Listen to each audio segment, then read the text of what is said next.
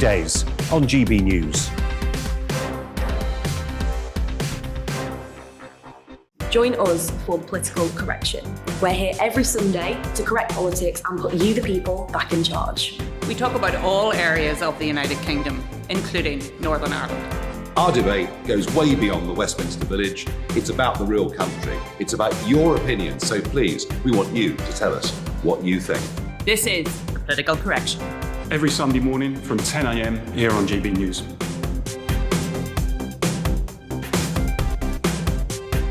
Hi, I'm Patrick Christie's. And I'm Mercy Moroki. And we're hosting a show right here on GB News, 9:30am till 12pm, every single weekday, called To The Point. We're going to be talking about all the big issues that matter to you at home in Britain. Absolutely, whether it's holding politicians to account, discussing what's taking place in the Channel, banging on about law and order, we're not afraid to do the absolute lot of it. Yes, and if you're thinking it, you can guarantee that we'll be saying it. Make sure you're here 9:30am till 12pm, every single weekday, right here on GB News for To The Point.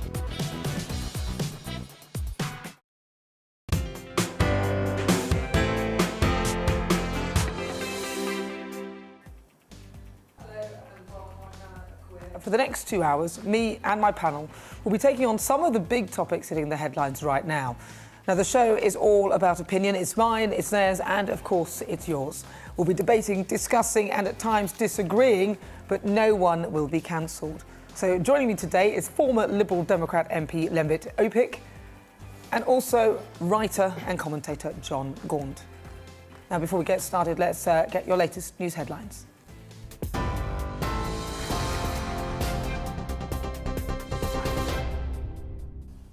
I'm Tamsin Roberts. This is your news at 4 o'clock. The Prime Minister has personally asked the French President to take steps to de-escalate the row over post-Brexit fishing rights. Downing Street says Boris Johnson expressed his deep concern over recent threats during a brush-by meeting at the G20 summit. France has threatened to bar UK vessels from some ports and tighten customs checks on British lorries if the issue isn't resolved by Tuesday. The Prime Minister has also been pushing for further climate commitments at the summit. G20 leaders have now agreed to end public financing for coal-fired power generation abroad, but fell short of setting a target for phasing out domestic coal. They also agreed to aim for climate neutrality by or around mid-century. In Rome, Prince Charles told world leaders they need to work towards a more sustainable way of living. I have listened closely to leaders of many countries, particularly Commonwealth nations, whose communities are some of the most climate vulnerable on this earth. It is also impossible not to hear the despairing voices of young people who see you, ladies and gentlemen, as the stewards of the planet, holding the viability of their future in your hand. COP26 has started in Glasgow. Around 120 global leaders will attend the event, where they'll decide what actions they'll take to help limit global warming to 1.5 degrees. It comes as a new UN weather report shows the last 7 years have been the planet's hottest on record, with sea levels rising to new highs. COP26 President Alok Sharma says now is the time to deliver. The rapidly changing climate is sounding an alarm to the world to step up on adaptation, to address loss and damage, and to act now to keep 1.5 alive. And we know that this COP26, is our last best hope to keep 1.5 in reach. Conservative MP Owen Paterson says he blames the Common Standards Committee for contributing to his wife's death. In his first live interview since he was accused of breaching lobbying rules, he told GB News a report is a complete denial of natural justice.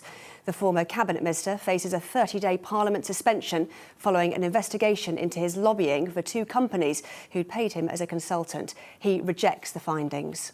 This report has totally failed. It has not interviewed me properly. I produced 17 witnesses who've all corroborated my version of events.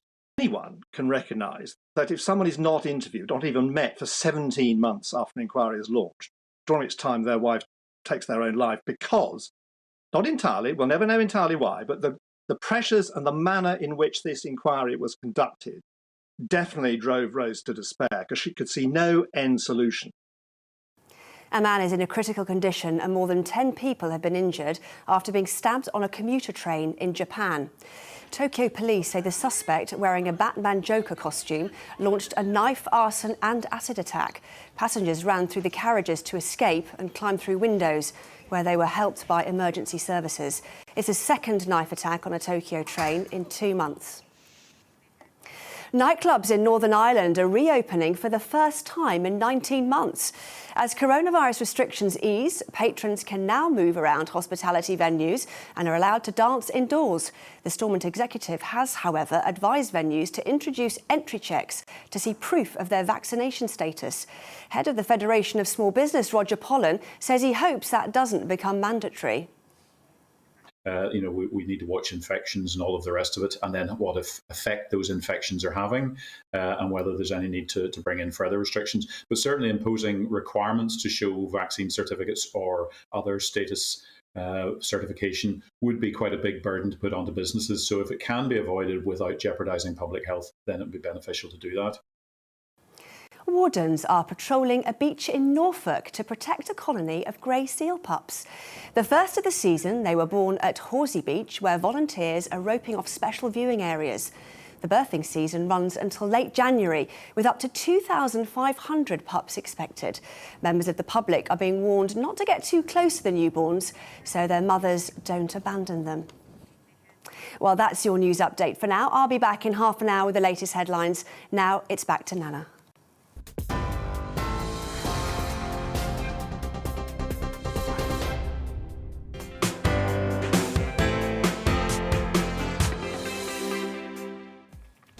Good afternoon. Welcome aboard. I'm Nana Akua. Now, plenty of debate coming up on the show. We'll go live to Rome to the G20 summit shortly. We're expecting to hear from the Prime Minister Boris Johnson at a news conference before he travels to Glasgow for the climate conference COP26, which started today. We'll also discuss that very climate summit and ask, is the conference a positive event and is it the best way to see real change? We'll delve into some of the key issues leaders will debate over the coming week.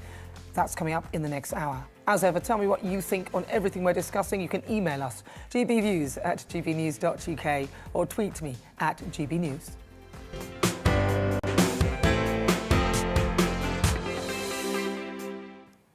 So the eagerly anticipated climate change conference, it's COP26, it's underway, it's taking place in Glasgow, and there are hundreds of delegates from all around the world, and they're descending on the city, and they'll be there to discuss their ideas for tackling climate change. Now, President Alok Sharma made an opening statement speech calling on countries to deliver on ideas to tackle the climate crisis and rising temperatures. The rapidly changing climate is sounding an alarm to the world to step up on adaptation, to address loss and damage, and to act now to keep 1.5 alive. And we know that this COP26, is our last best hope to keep 1.5 in reach. So shortly, we'll head to Rome to hear from the Prime Minister Boris Johnson. He's expected to address world leaders at the G20 summit in what will be his last speech before he heads to Glasgow. But before that, our political correspondent Tom Harwood takes a look ahead at the huge week that is planned in Scotland. The biggest conference of the year kicks off in Glasgow. 30,000 people representing over 200 countries will descend on Scotland's second city for a 2-week-long event. An event designed to facilitate a new global agreement on global warming. In 2015, all 196 countries represented at what was then COP21 in Paris reached an agreement. This was to reach net zero CO2 emissions by the middle of this century, as well as keeping global warming well below 2 degrees and an ambition to keep it under 1.5 degrees. This all became known as the Paris Agreement. Well, COP26 is 5 conferences on from Paris, meaning it's a significant COP, and the UK argues it's time for a new, more ambitious global agreement. Boris Johnson has said he wants to keep 1.5 alive, meaning he wants a hard 1.5 degree limit on global warming to be stronger than a simple ambition. But there are significant hurdles. The leaders of some of the world's biggest polluters are not coming, like Chinese President Xi Jinping and Russian President Vladimir Putin. Both countries will send more junior delegations instead. Similarly, there have been complaints that Glasgow is not ready to hold this mammoth event, with industrial disputes, worries about clogged roads, lack of taxis, and of course the all too apparent irony of world leaders jetting thousands of miles to talk about climate and emissions. Protesters in Britain have declared they will make their presence felt at the event too. The Extinction Rebellion group want fossil fuel investment banned immediately, with no transition. Still more campaigners complain that the UK has not done enough, when in reality the UK has reduced carbon emissions by a greater degree than any G20 country since 1990. But what has happened in the past isn't always a good indication of the future. Scandal has dogged this conference. The nuclear industry, vital to any realistic attempt to achieve net zero, has reportedly been banned from exhibiting. That just adds to the woes of some of the world leaders not coming, infrastructure worries, and of course the sad news that on health grounds, Her Majesty the Queen will no longer be making an in-person appearance. However, most world leaders will be there. Among the big names are to be Joe Biden, Justin Trudeau, Emmanuel Macron, and UN Secretary-General Antonio Guterres. Also set to be there is activist Greta Thunberg, who is almost guaranteed to say whatever is agreed is not enough. One thing is for certain though, whatever the outcome, there will be some fireworks here in Glasgow over the next 2 weeks, or whatever the slightly less fun, eco-friendly version of a firework display is. So our political correspondent Tom Harwood reporting about COP26, which is currently underway in Glasgow. Let's say a quick hello to my panel, former Liberal Democrat MP Lembit Opik and also writer and commentator John Gond. Welcome. Welcome to be here. Well, I mean, let's start with COP26. It's happening. What are your thoughts on it? You've seen how it looks. You've seen Greta Thunberg. She's got some sort of cavalcade of people helping her out. I just despair. I was having an argument with somebody yesterday, and it got bitter. It's now essentially the case that you get pariahed if you question all of this. A few facts for you, Nana. First of all, let's understand this is all about CO2. And you get the impression CO2 must be 5-10% of the atmosphere. It's 0.04% of the atmosphere. 1 in 2,500 atoms is CO2. And I don't believe that this is going to make much difference at all to our environment. Second point, these people seem to have ignored the lessons of climate history. It was warmer in something called the Roman warm period 2,000 years ago, a little bit before the Industrial Revolution. When you ask them that, they just ignore the question or they just waffle their way through. And here's the third thing. If you look at the history of the Earth, if there's any relationship between CO2 and climate, it seems to be that CO2 follows climate change, it doesn't drive it. Now, I'm happy to sit in any studio, on any sofa, around any table with any green who wants to challenge those facts, but instead we get this polemical rubbish when 30,000 people think they're allowed to fly into Glasgow to tell us that we're not. Well, apparently it's 25,000. I'm sorry, I was exaggerating. It's still a lot though, isn't it? But they would argue, and there are other things going on in COP26, so they are talking about deforestation as well. Obviously the lungs of the world, they're saying that actually there's a point at which that rainforest will end up being a Sahara, like a desert in the end, because it won't be able to replenish itself. John? Well, they could have talked about that in Milan, couldn't they? Why didn't they merge the two conferences? Why have we just heard in the news report that Boris Johnson's hot-footed, well, he's not, he's flying on a private jet to get to Glasgow. Do we know it's a private jet? Well, yes, I think so. But, OK, even if it isn't, it's still a jet. He's going to come here. Prince Charles is going on a private jet. He's gone to Milan, he's coming back from Milan, and then he's going to Glasgow. It all stinks of hypocrisy. And in the end, we're the people who are going to pay for it. And it's the little people again. This is a classic example, and this isn't a party political point, of the establishment, them versus us. And guess who's going to end up paying for it? Us. Well, we're paying for it. It's not even ending on paying for it. It is us. But we're already paying the percentage rise on all our bills, and we'll be paying more. And we ain't going to get electric cars and all that nonsense and all this great sunlit uplands. That's not going to happen. What they want us to do is get used to having less. Less holidays, less heating, less everything. Unless you're rich. Unless you're rich, yeah. Well, I haven't had a holiday for about 13 years. I'm all right with it. But earlier, it is true, actually, US President Joe Biden made a speech at the summit in Rome, and he spoke about the steps the United States and the EU have made to tackle climate change. We've resolved the 17-year Boeing Airbus dispute, and we're in close partners to address COVID-19 and combat climate change. As we move forward, we're going to continue together to update the rules of the road and the 21st century economy and prove to the world that democracies are taking on hard problems and delivering sound solutions. The European Union and the United States will continue to be the closest of friends and partners as we work together to solve the 21st century challenges. Interesting. So he's talking about working together, solving 21st century challenges, but at the actual event itself, people like Brazil, who have one of the largest portions of the world's rainforests, have not showed up, although they've been talking to them apparently, and also China haven't showed up either. And these are some of the biggest polluters, and parts of Africa who have some of the biggest amounts of rainforest available. John used the word hypocrisy, and it carries right into this. What have we done? We condemn China, we condemn Brazil, places like this. We've exported our emissions production to them. Yeah. Now, if we're really serious about this, and as you know, I don't think there's a relationship, a dangerous relationship between human-made CO2 and climate, but if they were serious about this, they'd say, well, we're not going to buy emissions-generated products from China. But no one's saying that, are they? No. And the other thing is, the law of unintended consequences comes in here. We all got obsessed with the benefits of palm oil. So Indonesia just torched its rainforest to make palm oil so that we could be green. And this is well, this is one of the things that they're also looking at. So so what's his name, Mark Carney? Yeah. He's one of a sort of organisation of people who have got together, and they said that basically they will, and they got about, I think it's about, how many trillion is it? It's about something trillion. I wrote it down here, but quite a lot of money. So people like JP Morgan, other big banks getting together to not lend to polluting companies or people doing things that are polluting. So oil companies, gas companies, that sort of thing. And you believe it?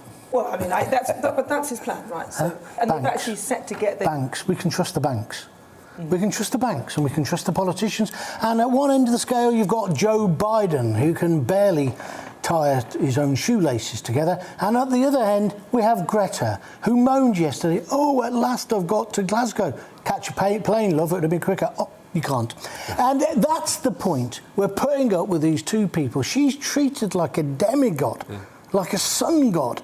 She's a girl, well, a woman now. She should be back at school. And why on earth? She's 19, actually. Well, okay, well, she still needs educating. She needs to go to university then. She might say that about you, though. Well, she might. She has a bit of a following. On Twitter, she's got about 5 million. On Instagram, 13 million people. She's extremely influential. What does that mean? It means that within her age group, she's very influential. Well, and people like that can actually help to make a change. There are parts of COP26 that I think are sheer hypocrisy. Flying there, 25,000 people flying. But there are elements of it that are bang on. So burning the rainforests, surely that can't be right. Well, and cutting down on waste is a good idea, yes. But as an MP, an ex-MP, how do you feel about all of this? A lot of this agenda makes sense. If the human race isn't intending to wipe itself out anytime soon, we should make the oil last as long as possible. Everyone has to agree with that.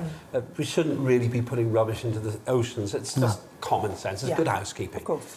And I agree with all of that. But as John has said, and you've inferred as well, it is total hypocrisy to tell us all to work from home on Zoom, but then they all have to fly together. The second thing is, there are about 250 countries, there's actually fewer than that, and 25,000 people. So each country had to send 100 people? Really? I don't really understand how that can give anything other than that hypocritical signal that John has described. And also, you've got to ask the question, do they think we're thick and that we're going to swallow all this? And I think the British people in particular are beginning to wake up to it. And going back to Greta, I'm not really trying to beat up on her because she is a young woman, but the bottom line, just because she's got loads of followers, just because lots of people who are similar to her are now following her, it just doesn't mean she's right. It doesn't mean she's right. And she's being treated as if she can't be questioned. Well, you cannot, what I've just said... The thing is, though, she does make a point, a valid point, that we need to start focusing on, looking after the planet a bit better if we wish to have... Yes, and we'd agree with that, but what's all this blah, blah, blah bit? Who is she? What we haven't all considered is that the planet has a mind of its own anyway and could do something totally different. But this is the point. Back to where we started the show today. These people are the climate change deniers. Why? Because they think we can stop climate change. You can't. So could they have stopped the Little Ice Age, which is totally recorded, it ended about 1850? Could they have stopped or wanted to stop the medieval warm period, which is a period of great progress for the human race? What about that Roman warm period? Could they have stopped the last ice age when CO2 was actually the same as or higher than it is now? I think the answer is no. So when they point at people like myself, and I would have guessed John, and say, you're the climate change deniers, I say, no, we're actually the scientists. You prove to me that you can stop I think that's a bit the of a process. stretch calling yourself a scientist. I'm a What have you scientist. studied? He has. I wrote my first article about this subject in 1980. It was published. It was called Man's Mark. Right. And so it's up to other people if they decide whether my science is shaky or not. But I've been looking at this, and it's on the record for 41 years, since I was 15. Since I was the same age as when Greta started. The difference is I read the books. The difference is you don't have as many followers on Twitter or Instagram. That's true, I think but that's as John said, science is not consensus. Consensus is not science. And the issue, the challenge again, if people think the science I'm putting forward is wrong, then let them come here and explain where it's wrong. I will change my view. If there's a reason. Whether Lembit is a boffin or not, a scientist or not, is irrelevant when other people, major voices, have been silenced. And just to be populist about it, we'll talk about David Bellamy. How come he is now a social pariah? That man, forget about you getting on the sofas at the BBC or Sky or any of the mainstream media, David Bellamy doesn't. They've been silenced and they've lost jobs in universities, these people who have got a different view. And maybe do we have proof that that's happened, though? That they've lost jobs, David? Well, Bellamy's no longer around, is he? And hasn't been for years. But the reasoning you're putting forward might not actually be the I think it is. Well, it might not be, though, and there's nothing there that says it is. I think there's a lot there that says it is. Let me tell you from He says it himself. I have been pressurised by other stations not to take these positions. I corrected something on one occasion. I got training for it afterwards. One of the lies which is perpetrated is that the polar bear population is facing extinction. Polar bear population is at a record level for over half a century. Where did you get that from? Susan Crockford, she wrote a book about it. How long ago? About 2 or 3 years ago. Okay. I can find, during a break, I'll find the exact... Susan Crockford is the author of the book, and I think it's called something like The Polar Bear Catastrophe That Wasn't. But I've read a page. That actually talks about that. And she wasn't particularly interested in polar bears. She just came across this. Then she was pushed out of roles. Tell me that was a coincidence. It's like all this talk at the moment about maybe a referendum on whatever Boris brings back. I don't want another, I want a referendum like I want a hole in the head, but perhaps the people should be allowed to decide. They certainly should be allowed to have proper, open debates on the TV and in newspapers and online so that we know what we're signing up to. Yeah. Because it's us who are going to have to turn down our heating. It's us who are not going to be able to go on holiday. And them don't care. They literally don't care. Well, of course, it'll be us that will be paying for it as well in terms of the hydrogen boilers, which are going to cost us a lot of money. Also, the heat pumps, which if you don't have insulation, you've got to then buy that. And then there's the electric cars, which is saying that we should buy because they're better, and so on, and all of the things that go along with that. A relative of mine went from Scotland down to Bristol in an electric car over the weekend and had to stop 5 times to recharge it. That's okay if you got the time. And it's also the people at the lowest income level who are going to suffer the most. The people who've got a clapped out diesel. My wife's got a second-hand, really old clapped out diesel. I got a letter from TfL telling me, oh, you've got one of these cars. Do you know you're going to have to start paying £12 a day every time you come into London? They've got the name because of the number plate recognition. Well, it's like Big Brother. Well, that's unfortunately the way it goes. Well, listen, stay with us. We'd love to hear your thoughts because after the break, we're expecting to hear from the Prime Minister making an address at the G20 summit in Rome. Don't go anywhere.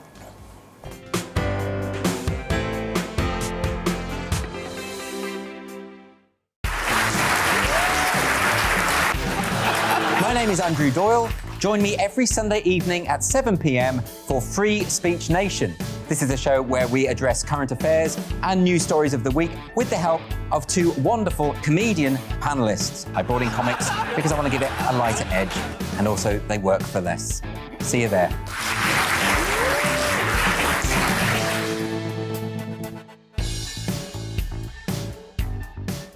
I'm Colin Brazier. I've reported from more than 70 countries around the world, covered wars from Afghanistan to Iraq, from Lebanon to the Balkans. I'm trying to bring that experience, that feel for events, to the studio. And something else. I'm ready to give an opinion. Today's stories with a spark. Brazier from 8 p.m. weekdays on GB News. Join us for Political Correction. We're here every Sunday to correct politics and put you, the people, back in charge. We talk about all areas of the United Kingdom, including Northern Ireland. Our debate goes way beyond the Westminster Village. It's about the real country. It's about your opinion. So please, we want you to tell us what you think. This is Political Correction. Every Sunday morning from 10 a.m. here on GB News.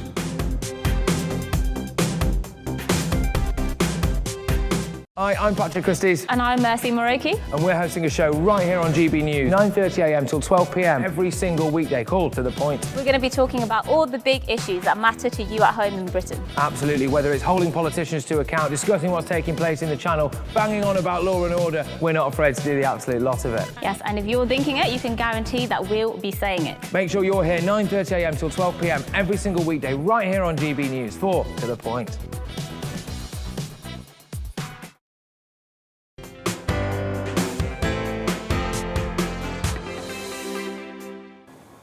Good afternoon. This is GB News. I'm Nana Akua. Now, the Prime Minister Boris Johnson is set to make an announcement at the G20 summit in Rome within the next few minutes. It'll be his last address before he travels to COP26 in Glasgow.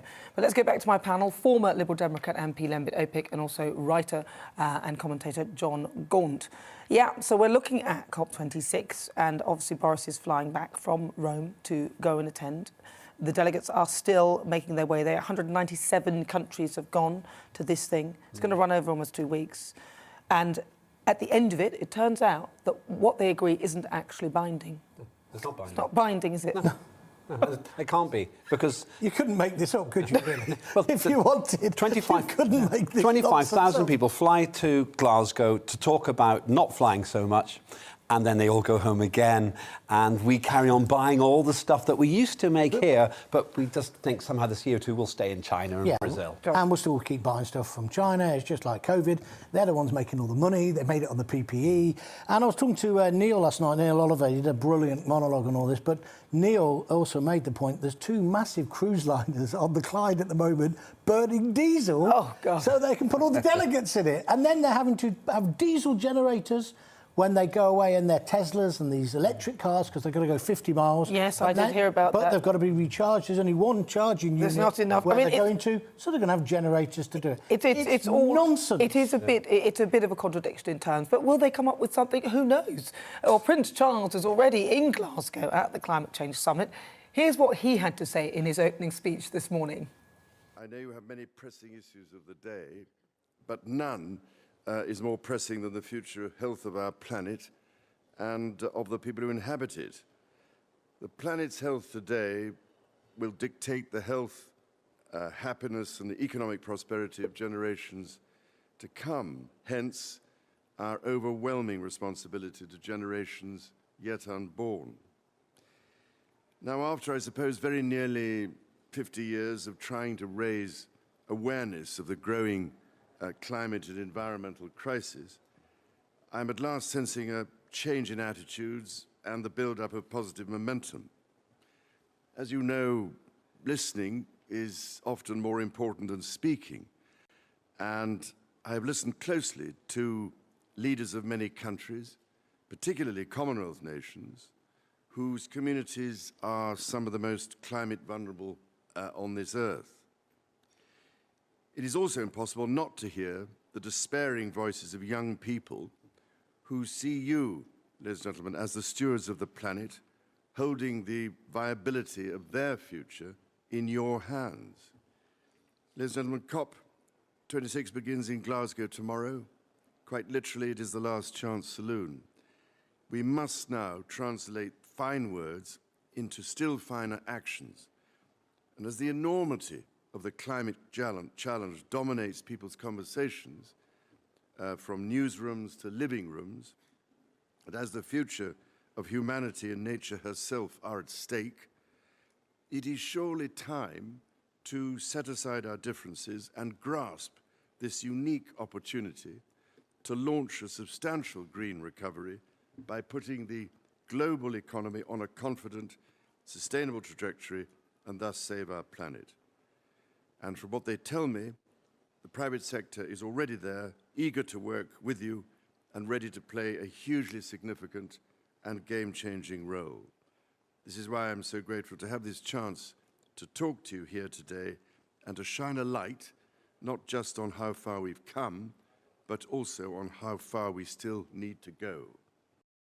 So, of course, Prince Charles speaking. But, you know, one of the things that he did say, which I listened to there, is saving our planet. And I think that the wording there is slightly wrong, because the planet will be here. It's saving ourselves. That's the thing. If this is to be believed, if the whole 1.5 degrees Celsius, the increase, and then an apocalyptic sort of storm of events that cannot be stopped happens, and so on and so forth, the planet will still be here. It's us who won't be able to survive on it, that's all. It's not like an empty car park. It's not funny, John. There'll be other things living on it instead of... Maybe that's where the dinosaurs went.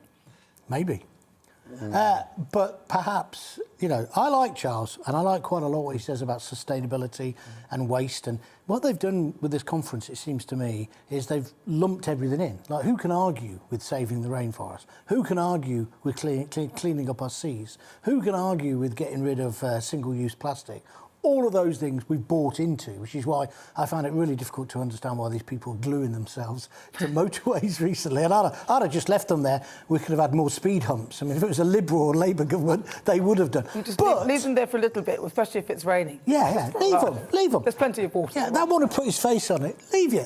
See how long you can stand it for. It's like that old Japanese game that used to be on the telly with Chris Tarrant, where they made him do bizarre tricks. But anyway, going back to my main point, they've mixed it all together. So it isn't just about saving the planet. And so if you don't sign up to the whole thing, there's something wrong with you. So if you say, well, actually, I don't believe in this global warming all being man-made, as you say, they think you're a heretic, and they think you want to kill whales and club seals to death. I don't want to do any of that. No. And I don't want to use single plastic. Well, I don't want to either.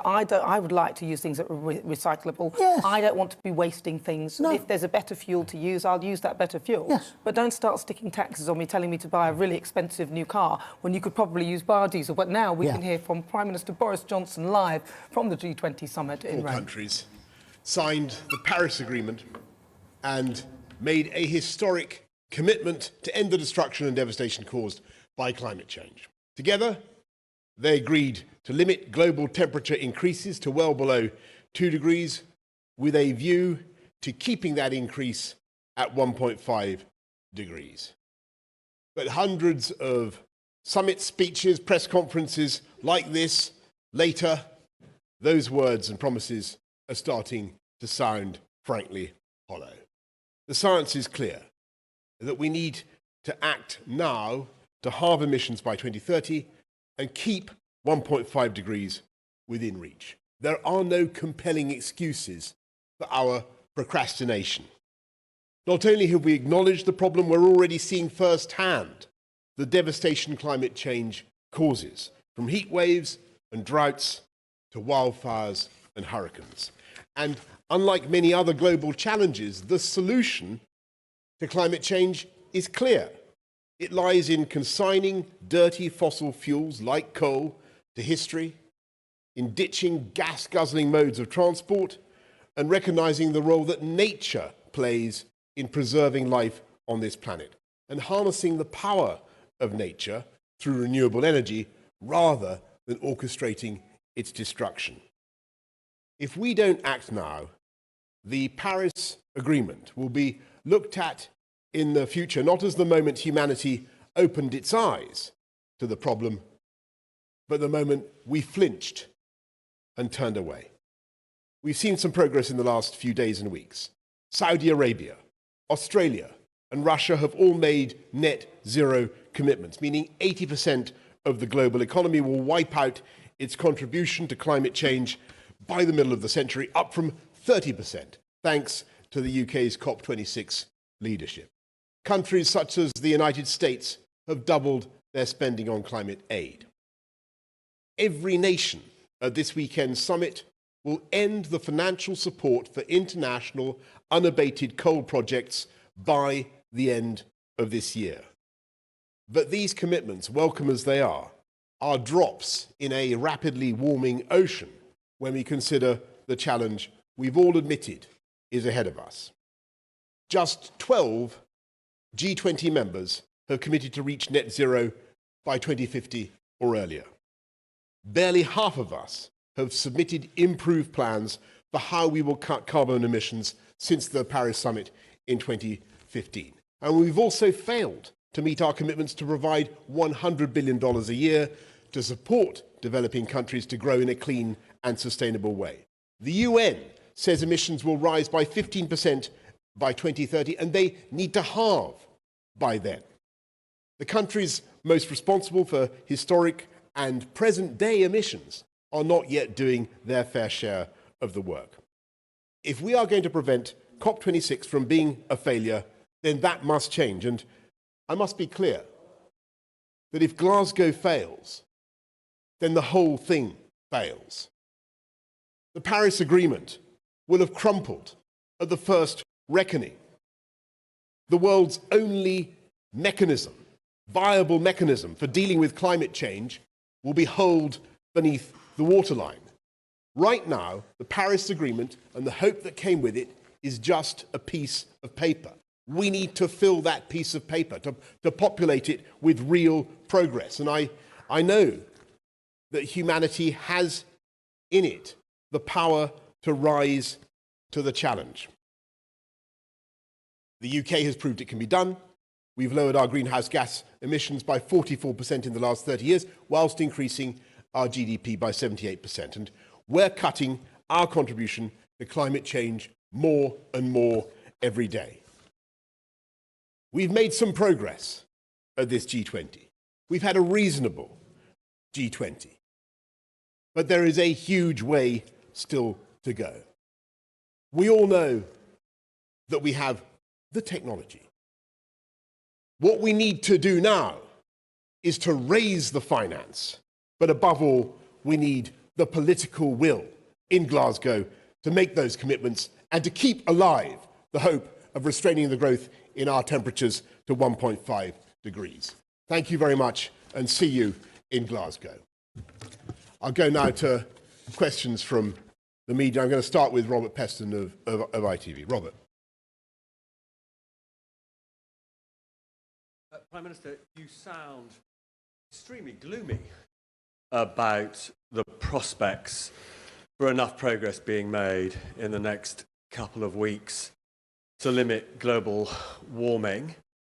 You say there's been progress by G20 countries, but not enough. Realistically, what more can be done? And separately, there's been a bit of confusion today about whether there has been progress in de-escalating the conflict with France. How do you see it? Oh, thanks very much, Robert. And let me just say, first of all, on where we are with the G20 on climate change. As I said, I think it's been reasonable. I think countries at the G20 have made a big effort. And we've got commitments by all G20 countries to net zero by the middle of the century. And if you remember when the UK started off on this, we had only 2 countries that were committed. That went up to 17 under the UK's COP26 leadership.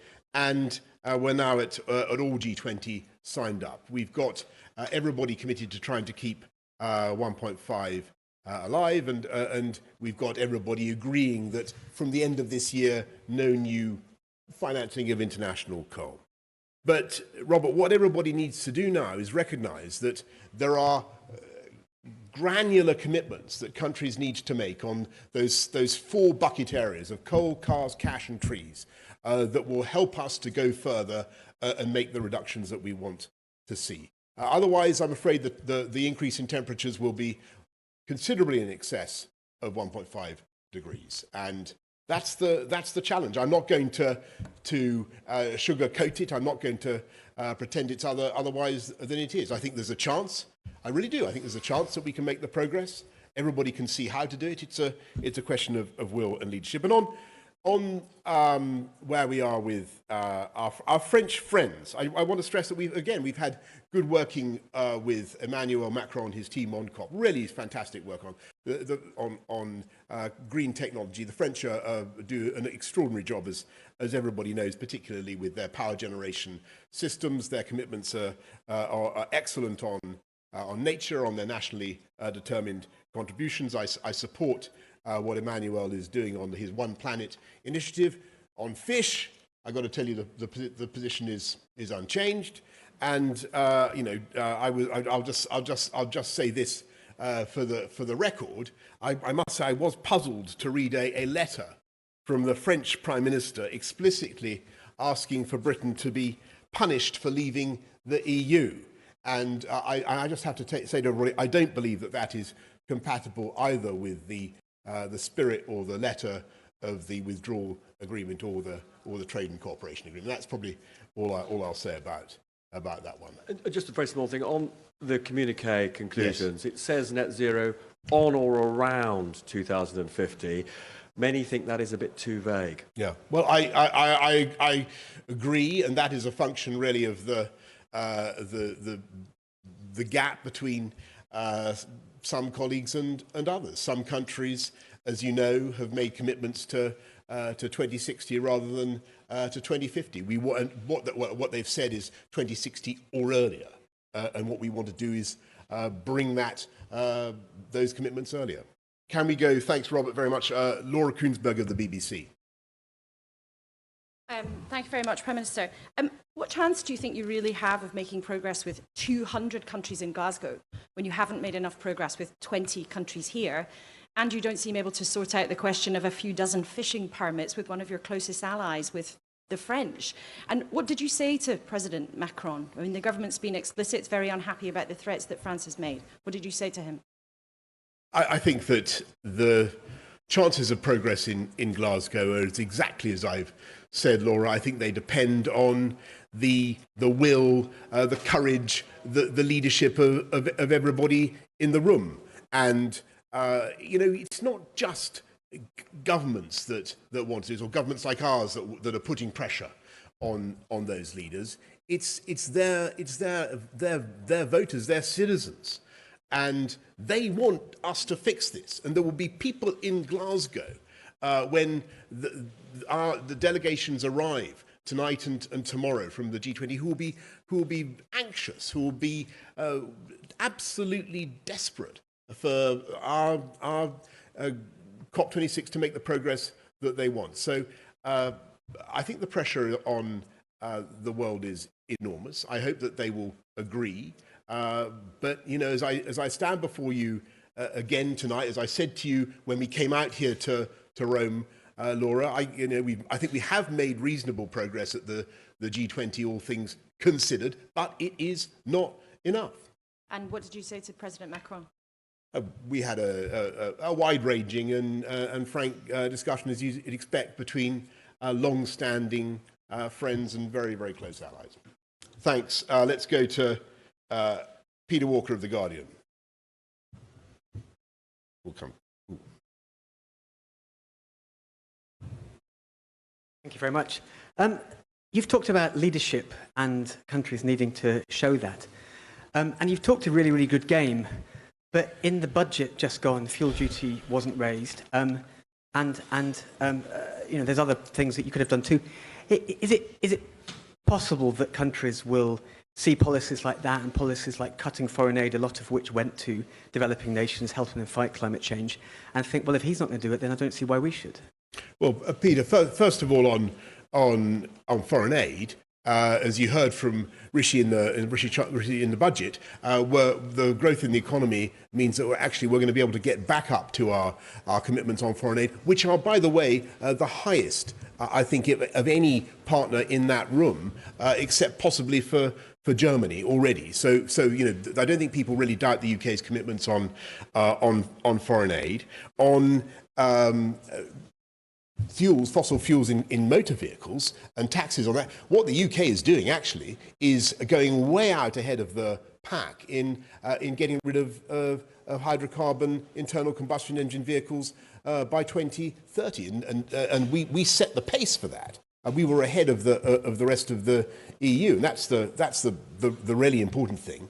And I think also when it comes to the credibility of the UK, people can see what we've done. We cut CO2 emissions by almost half on 1990 levels already. That's cutting CO2 by almost half for a major industrialised country, and our economy grew by 78%, 44% cut so far, and we're committed under this NDC to do 68% cuts by 1990 levels. That is a very, very punchy target indeed. And people know that we can do it, and they know that we are determined to do it, and they can see the progress that we've made. So I think that, without being preachy or sounding virtuous, we can point to a pretty impressive record by the UK. And indeed, I heard a bit of that in the room this afternoon. Thank you. Eleni Courier for The Times.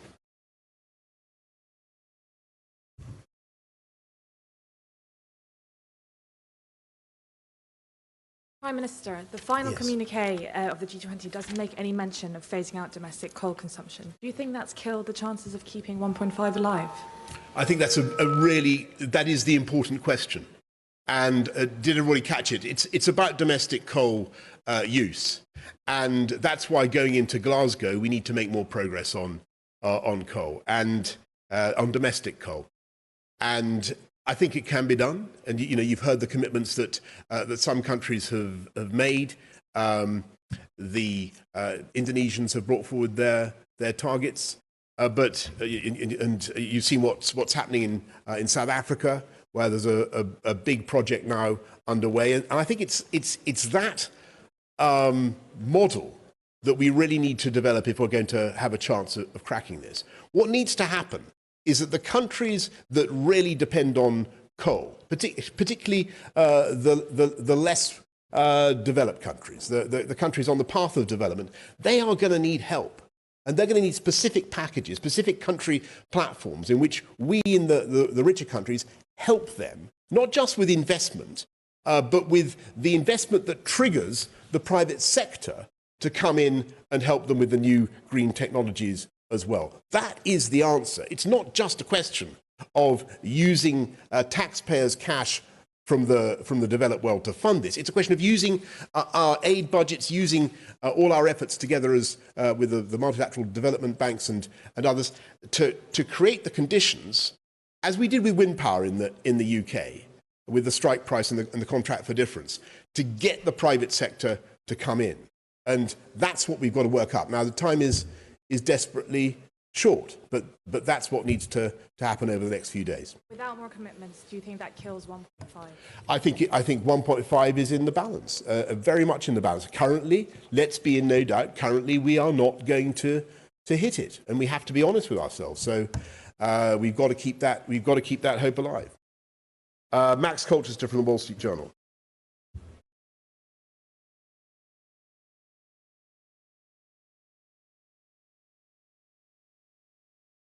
Prime Minister, why do you think that your fellow leaders didn't respond to your rallying cry to make serious changes regarding climate change? And what makes you so confident or potentially hopeful that the mood music will change at Glasgow? Max, I think that what most people would say, looking at what's happened today and yesterday at the G20, is we have made some progress. We've inched forward. There's good things in the communique, but if I had to answer your question directly, what's the thing that is going to unlock this? The big solvent in so many negotiations is money, and I think that what will make the difference is when the countries on the path of development really feel that they are going to be helped towards that green technology in the way that I described. And so people are holding out for that. They want to see how it can be done, how they can be helped. And I passionately believe that it's the right thing to do. As you know, I think that the green industrial revolution in the UK will help us to deliver hundreds of thousands of great new high-wage, high-skill jobs, and you can see the evidence of that already. But you know, that's the work we have to do to persuade partners around the table. Oh, and was there talk during the summit about increasing the amount of money given to developing nations to around $150 billion a year to try and help that transition? Yeah, I mean, Narendra Modi, Prime Minister Modi, said, you know, everybody should go up to 1% of GDP on sustainable finance for the world, on green finance for the world. And you know, as I've just said, the UK is already or will be, when we get back to 0.7 in 2024. We will be and have been for a long time one of the biggest as a percentage of GDP. But to get, I mean, the United States of America is way down. You know, for the United States of America to get up to 1% of GDP, and that you're talking about a serious amount of money. Now that is unlikely to happen, you know, let me put it this way, in the short term. But what you can do is use the cash that we are putting in to trigger the private sector investment. That's what needs to happen. So yes, there's a big discussion about money, but we'll have to see where we get. Annalisa Rapana of ANSA. Yes, Prime Minister. So would you say that after this G20 meeting, COP26 has more chances of success or perhaps less? And if you had to put a percentage to that chance of success right now as we stand, what would that be? Annalise, I think I'm going to stick with what I was saying to you all before. You know where I think it's sort of 6 out of 10. It's nip and tuck. It's touch and go. We could do it, or we could fail by the middle of November. I think what the Italian presidency of the G7 has unquestionably done is a superb job. I mean, really a superb job of organising the summit. Keeping everybody focused. I mean, I think Mario has done a really first-rate job of keeping everybody focused on the gritty issues that we face and trying to get people to commit and to make progress. I think that we've made reasonable progress. We have certainly not gone into reverse. I think, as I said, I think we've inched forward. We've put ourselves in a reasonable position for COP in Glasgow, but it is going to be very, very difficult in the next few days. But I certainly want to thank the Italian government and the Italian presidency for all their efforts. Thank you very much, everybody. Thank you. The Prime Minister Boris Johnson speaking in Rome there at the G20 summit. He's called on countries to act now to slow global temperatures. Interestingly, he also said that some of the countries most responsible for emissions are not doing their fair share. Let's react to that now, bring in the panel, see what they thought about it. The Prime Minister Boris Johnson said a lot of things, didn't he? I'm going to start with you, Lembit, because you said your blood was boiling at points. Yeah. So I want to know which points they were and why. This assumption that we can control the climate, because I like Boris personally, and I don't want to make this a personal attack on him at all. But the question I ask our Prime Minister is, could you then show us how you will influence the natural processes which have made far bigger swings in our climate than anything that's happened in the last 150 years? There's no answer to that question, because in reality, when you look at the science, the evidence is all there that nature is by and large responsible for what our climate does. And your qualifications are? Well, you're pushing me on this again. Go on. Starting from 18, I was top of my class for economics, did a year of economics at Bristol University, graduated in philosophy, which is not directly related to this.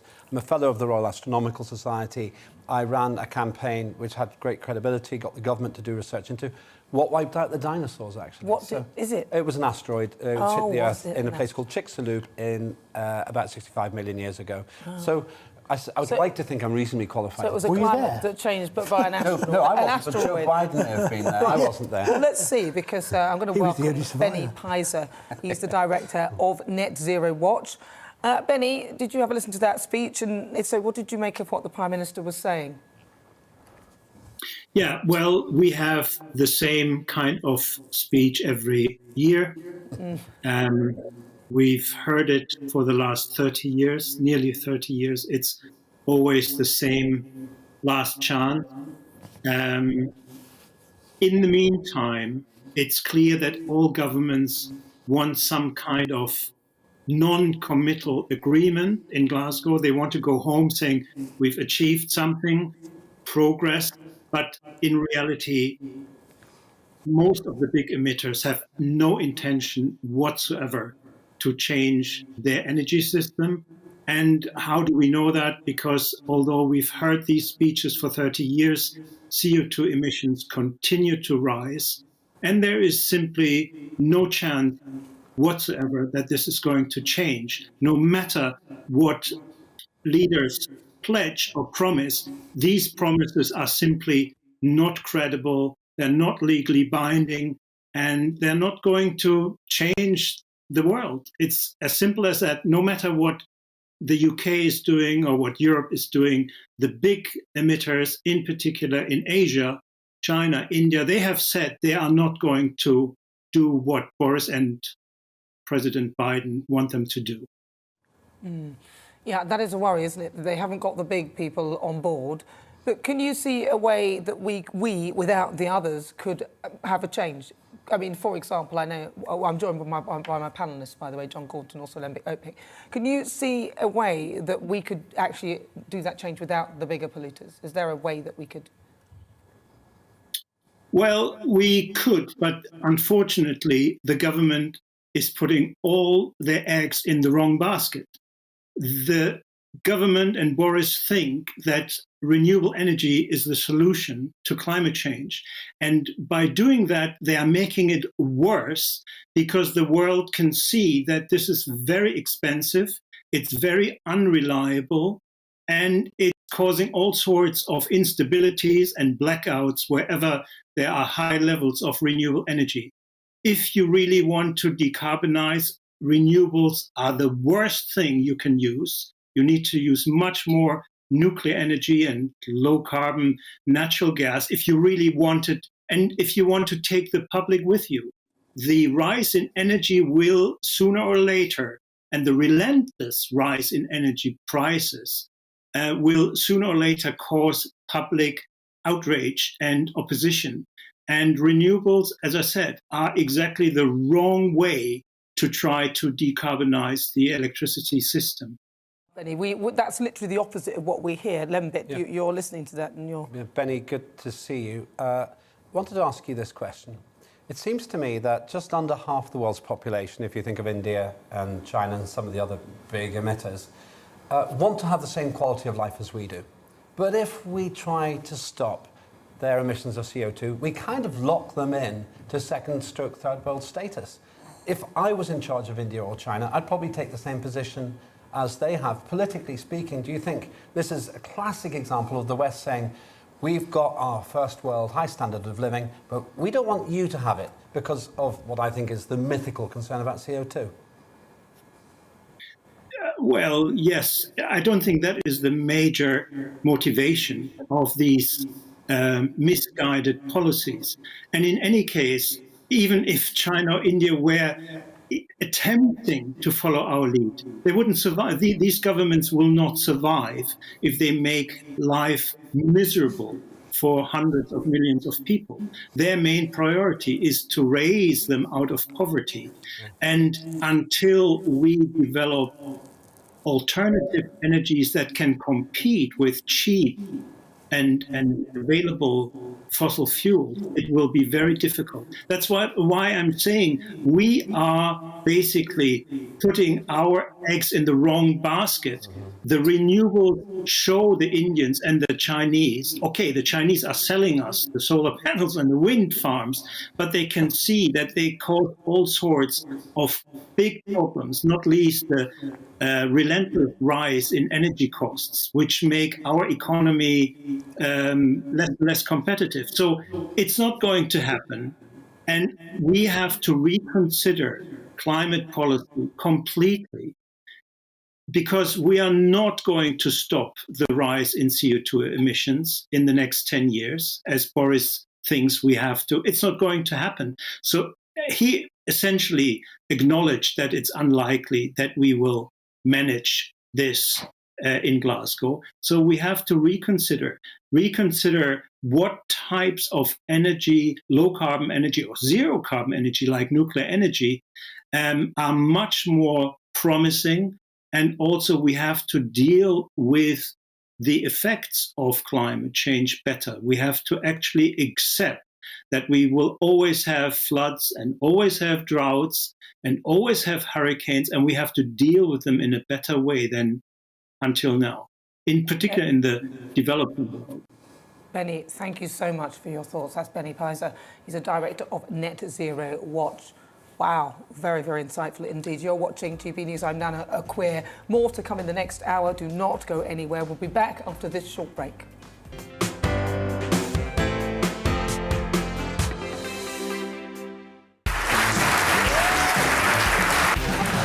My name is Andrew Doyle. Join me every Sunday evening at 7 p.m. for Free Speech Nation. This is a show where we address current affairs and news stories of the week with the help of two wonderful comedian panellists. I brought in comics because I want to give it a lighter edge, and also they work for less. See you there.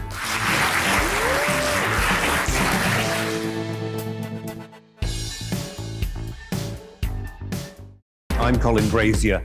I've reported from more than 70 countries around the world, covered wars from Afghanistan to Iraq, from Lebanon to the Balkans. I'm trying to bring that experience, that feel for events, to the studio. And something else. I'm ready to give an opinion. Today's stories with a spark. Brazier from 8 p.m. weekdays on GB News. Join us for Political Correction. We're here every Sunday to correct politics and put you, the people, back in charge. We talk about all areas of the United Kingdom, including Northern Ireland. Our debate goes way beyond the Westminster Village. It's about the real country. It's about your opinion. So please, we want you to tell us what you think. This is Political Correction. Every Sunday morning from 10 a.m. here on GB News.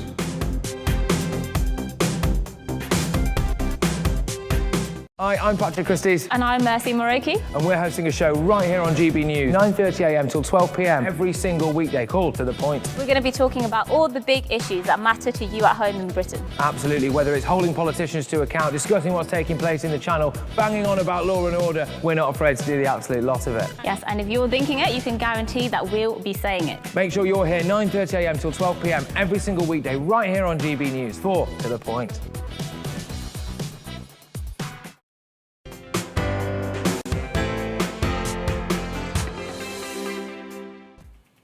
Good afternoon, I'm Nana Akua. If you've just joined me, where have you been? For the next hour, me and my panel will be taking on some of the big topics hitting the headlines right now.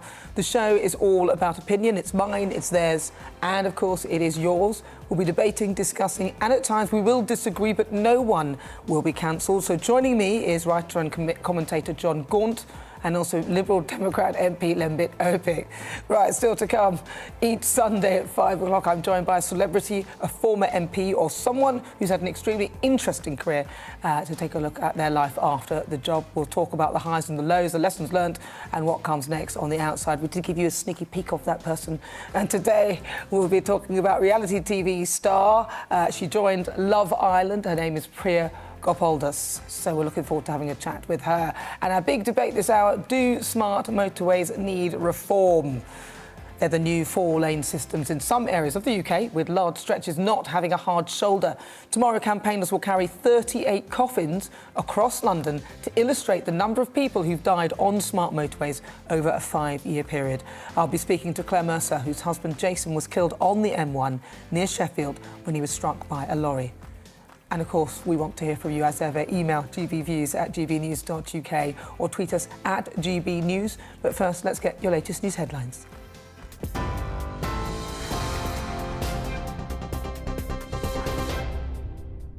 Hello, I'm Tamsin Roberts. This is your news at 5 o'clock.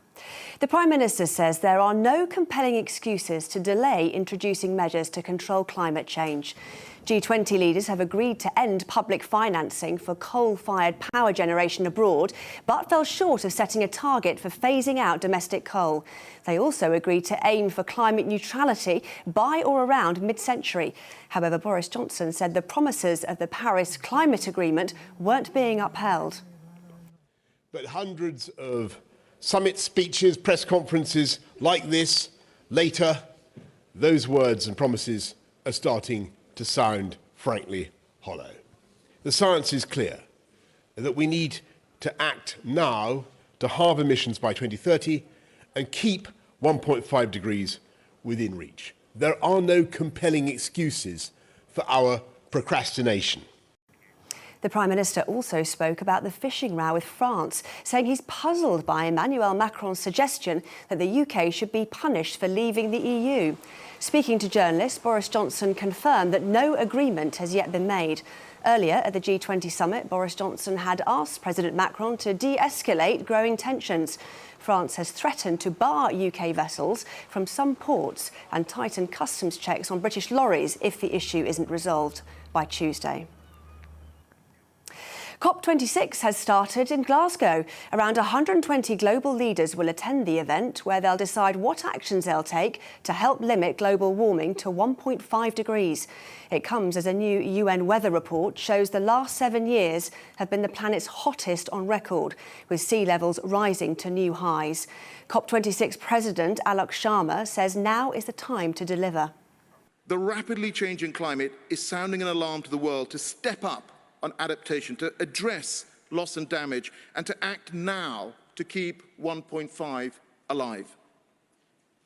And we know that this COP26, is our last best hope to keep 1.5 in reach.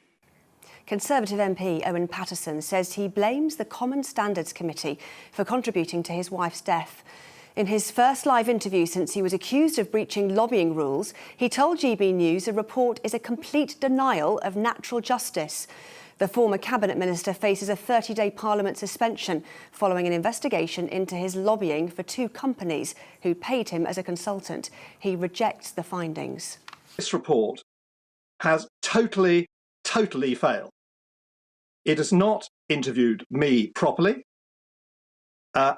I produced 17 witnesses who've all corroborated my version of events. Anyone can recognise that if someone is not interviewed, not even met for 17 months after an inquiry is launched, during which time their wife takes their own life because, not entirely, we'll never know entirely why, but the pressures and the manner in which this inquiry was conducted definitely drove Rose to despair because she could see no end solution. A man is in a critical condition and more than 10 people have been injured after being stabbed on a commuter train in Japan. Tokyo police say the suspect, wearing a Batman Joker costume, launched a knife, arson and acid attack. Passengers ran through the carriages to escape and climbed through windows where they were helped by emergency services. It's the second knife attack on a Tokyo train in 2 months. Nightclubs in Northern Ireland are reopening for the first time in 19 months. As coronavirus restrictions ease, patrons can now move around hospitality venues and are allowed to dance indoors. The Stormont executive has, however, advised venues to introduce entry checks to see proof of their vaccination status. Head of the Federation of Small Business, Roger Pollan, says he hopes that doesn't become mandatory. We need to watch infections and all of the rest of it, and then what effect those infections are having, and whether there's any need to bring in further restrictions. But certainly imposing requirements to show vaccine certificates or other status certification would be quite a big burden to put onto businesses. So if it can be avoided without jeopardising public health, then it would be beneficial to do that. Wardens are patrolling a beach in Norfolk to protect a colony of grey seal pups. The first of the season, they were born at Horsey Beach, where volunteers are roping off special viewing areas. The birthing season runs until late January, with up to 2,500 pups expected. Members of the public are being warned not to get too close to the newborns so their mothers don't abandon them. Well, that's all for now. I'll bring you the latest headlines in half an hour. Until then, it's back to Nana.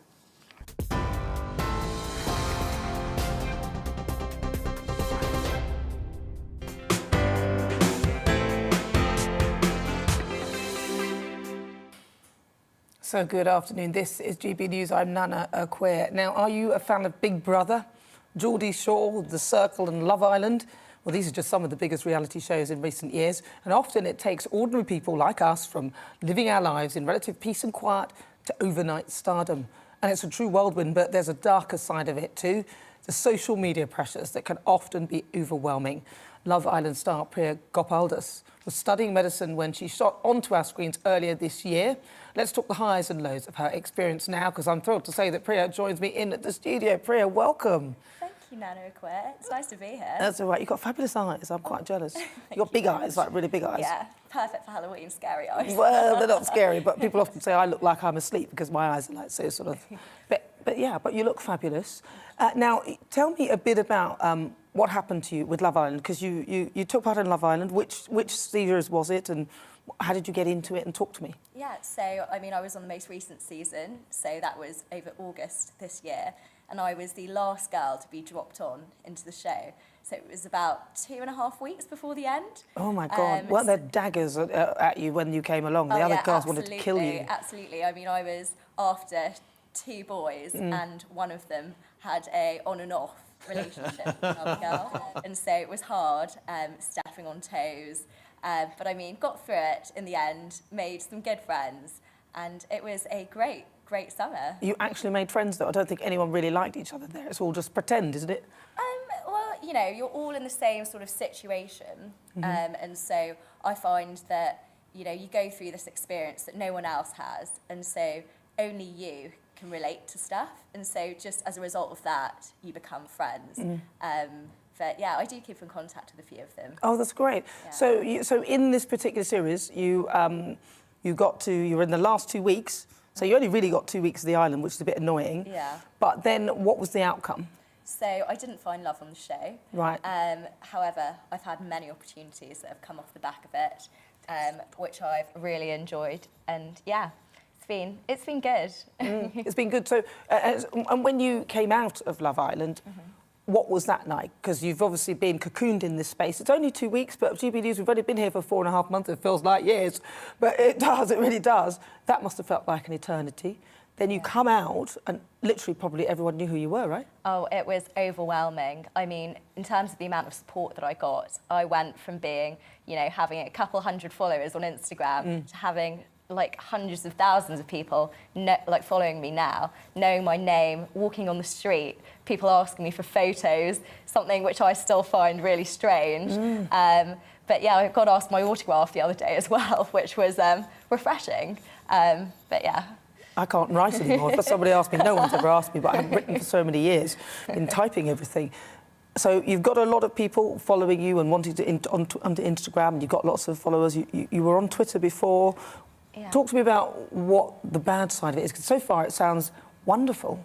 Yeah, I mean, you do get a lot of, you know, a lot of differing opinions.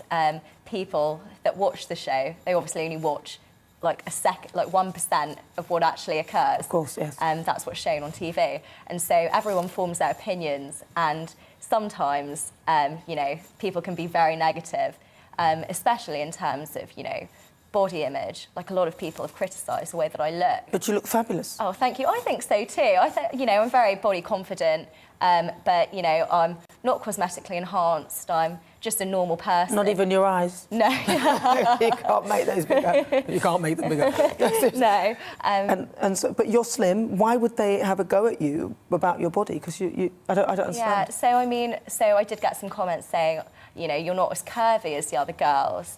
You don't, like, I don't look like the typical reality TV star, you know, without, like, you know, big boobs, big bum, you know, that kind of, you know, image that you're used to seeing on reality TV. I think I'm a little different to that. And in terms of, also had some, like, comments about my race and that kind of abuse, which was horrible. Where are your parents from, or your family origins? Yeah, so I'm Indian. Okay. And I had a lot of people, you know, saying, I think the word terrorist was thrown around, which is just so absurd. It just makes no sense. But I've had so much abuse for that before going onto the show, because my friends, they control your accounts, your Instagram, while you're on the show, and they see all these comments. And so I think it was actually harder for them to deal with that, as opposed to me, because I knew that trolling and abuse like this would be inevitable. But for them, they were very defensive and they hated all of this. And it took a lot of strength for them to not respond to the comments, because it's easy to, you know, say something when you're angry and regret it.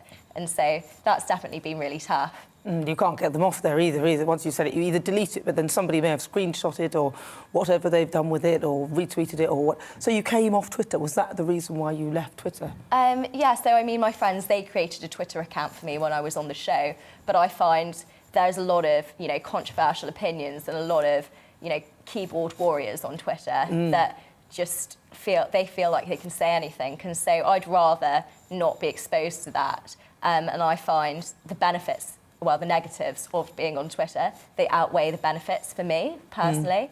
And so I choose to not use it, but I do love using Instagram. I feel like, you know, I use that platform to, you know, see, like, you know, try to inspire others, and I get a lot of positive, like, feedback from Instagram. I would like to do some more Instagram, but I just don't know what to do. You put a picture up, you say a couple of words, and then it's like, what else am I supposed to do with this? The other one's a bit more active and a bit more responsive, I think. But then, like you said, one of them is a sewer, and I would agree with you with what you said about that one.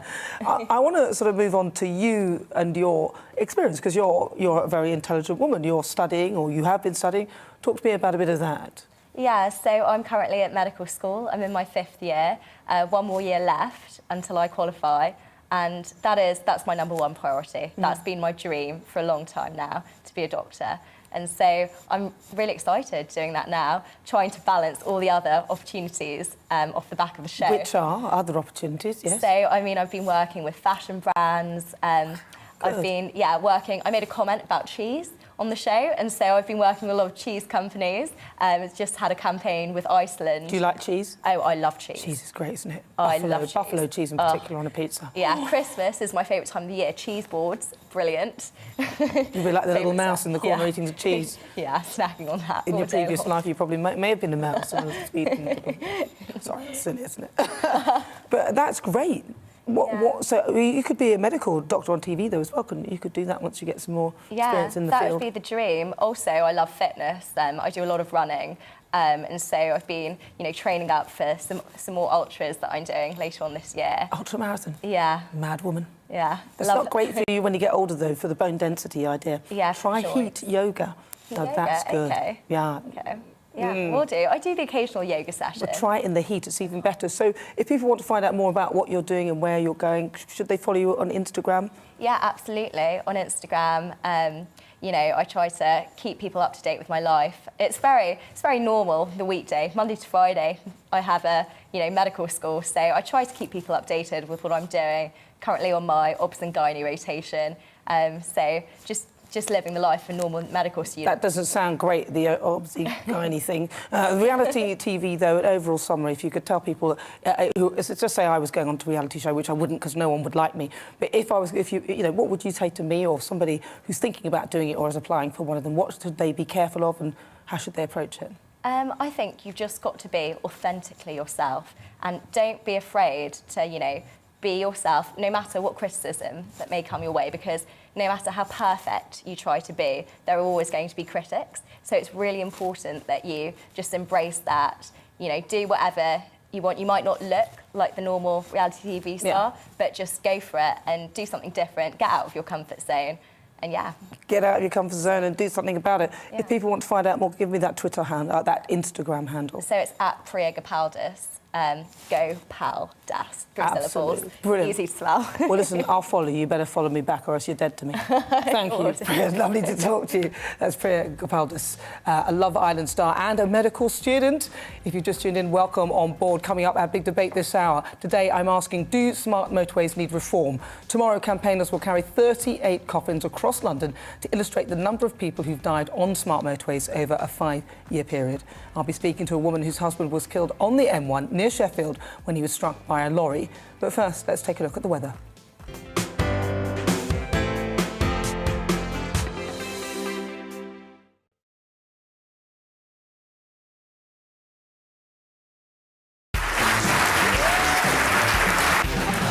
My name is Andrew Doyle, Join me every Sunday evening at 7 p.m. for Free Speech Nation. This is a show where we address current affairs and news stories of the week with the help of two wonderful comedian panellists. I brought in comics because I want to give it a lighter edge, and also they work for less. See you there.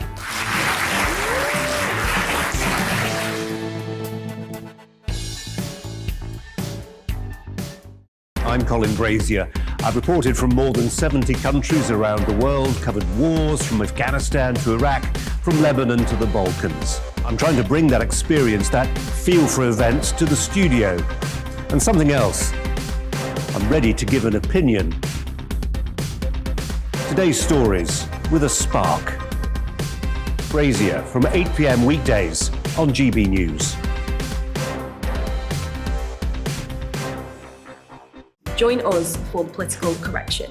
We're here every Sunday to correct politics and put you, the people, back in charge. We talk about all areas of the United Kingdom, including Northern Ireland. Our debate goes way beyond the Westminster Village. It's about the real country. It's about your opinion. So please, we want you to tell us what you think.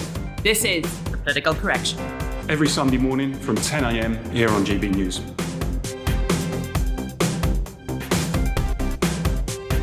Hi, I'm Patrick Christie's. And I'm Mercy Moroki. And we're hosting a show right here on GB News, 9:30 a.m. till 12 p.m. every single weekday. Call to the point. We're going to be talking about all the big issues that matter to you at home in Britain. Absolutely, whether it's holding politicians to account, discussing what's taking place in the Channel, banging on about law and order, we're not afraid to do the absolute lot of it. Yes, and if you're thinking it, you can guarantee that we'll be saying it. Make sure you're here 9:30 a.m. till 12 p.m. every single weekday right here on GB News for To The Point.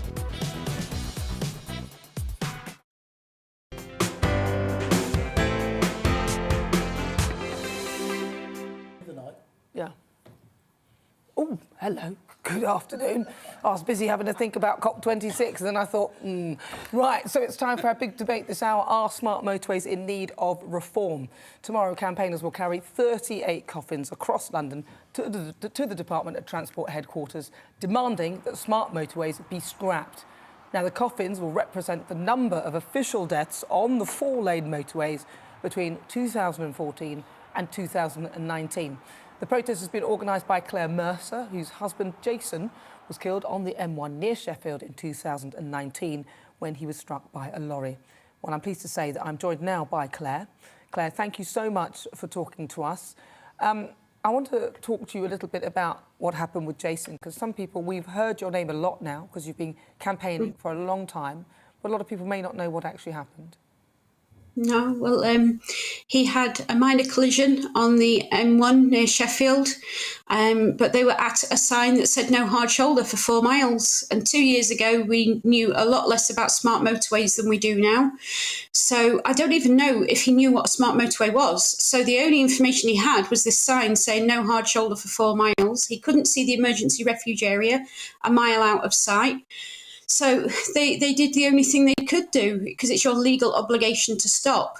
They pulled it over as far as they could in the first lane, but the crash barrier stopped them getting the vehicles totally out of the live running lane, and they themselves couldn't get over the barrier because it was a 30-foot drop onto the slip road below. And they were there for several minutes, exchanging details, taking photographs, and the technology that we're led to believe is there didn't pick them up. And they were hit by a lorry and killed instantly. But even then, 6 minutes they were dead on the road before the motorway was closed. And that was only because members of the public phoned in. So even when they were smashed across 4 lanes of a motorway, the technology did not pick them up. The technology just isn't capable of doing what it needs to do before they were killed and after. So they didn't stand a chance. It is absolutely horrendous, because most people, when they get on the motorway, don't even check to see, oh, is there an extra lane? We just drive along. Yeah. So, you know, don't even consider that your car could break down or something could happen. And if it did, what would you do? Exactly. I mean, and new cars, they're more likely to stop because people think we've got newer cars now. You know, they're not cogs, but they're computers. And when a computer glitches, your car stops. There isn't a major manufacturer of vehicles that hasn't got a recall out for an electrical or computer-based problem at the moment. Every single major brand has got a recall out. Every single vehicle is capable of just stopping for absolutely no reason. Now, you said that it said that there's no hard shoulder for 4 miles. I thought that there was a policy with smart motorways that they had to be within a certain distance, and that sounds too far apart. Yes, well, that would be the emergency refuge areas, the ERAs, they call them. They were only meant to be 500 yards apart. In the pilot system, they were 500 yards apart, and that was what was signed off. And then they became a mile apart, and then they became a mile and a half apart. And in some places, the Highways England will tell you they're an average of 1.5 miles apart, but that just means in some places they're only a mile apart, and in other places they're 2.5 miles apart. So, and this, I think it's because at the time the smart motorway was quite new in that area. So they hadn't signposted the emergency refuge area. They just said that there was no hard shoulder for 4 miles because that's where the smart motorway ended. So not only have they fundamentally changed the motorway in this area, they'd got very poor signage. And actually before Jason's inquest, they did it before the inquest, they changed all the signage where he was killed because they realised that played a part in it.